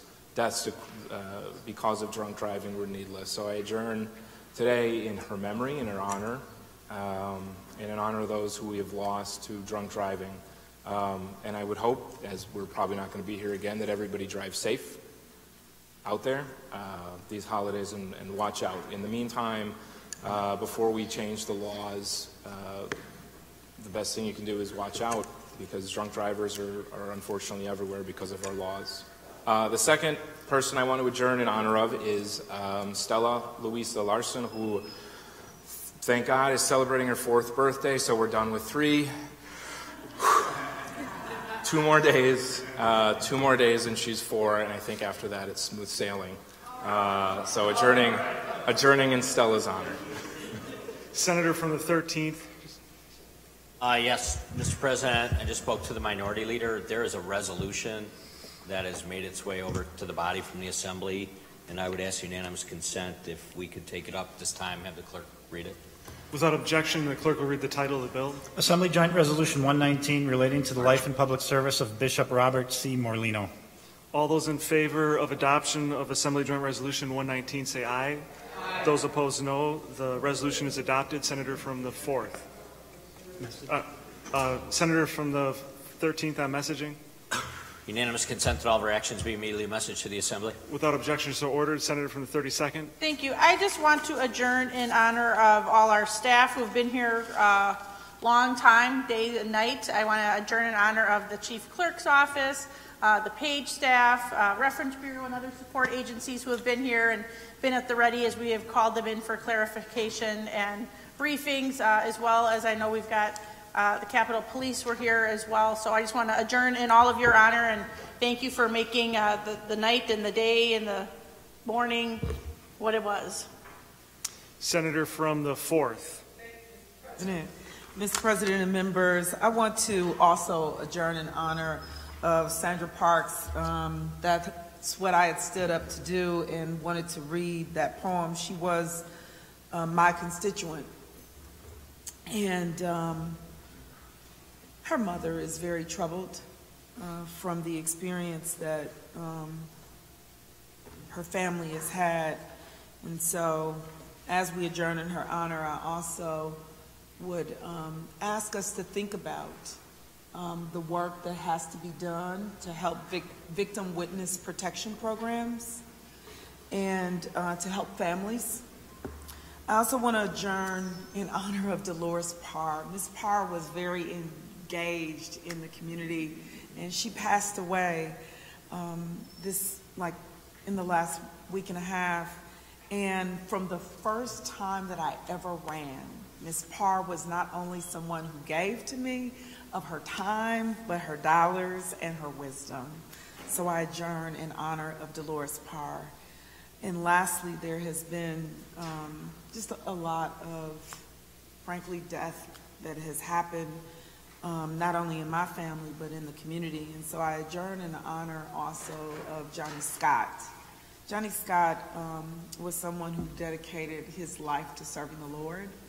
And we lost him about 30 days ago. So I want to adjourn in honor of these people that we lost, from young to old, women and men, and the some from just in their sleep in life, but others from things that we do not expect to happen to our children and when we're in our homes. So I just ask you to consider praying for those families and keeping them in your thoughts. Senator from the 16th. Thank you, Mr. President. I'd like to adjourn in honor of my wife, Josephine Oyama Miller. It's been who is the daughter of immigrant parents whose family was incarcerated in the relocation camps that housed Americans of Japanese descent during the Second World War, and who this month will have been my support and partner for 50 years.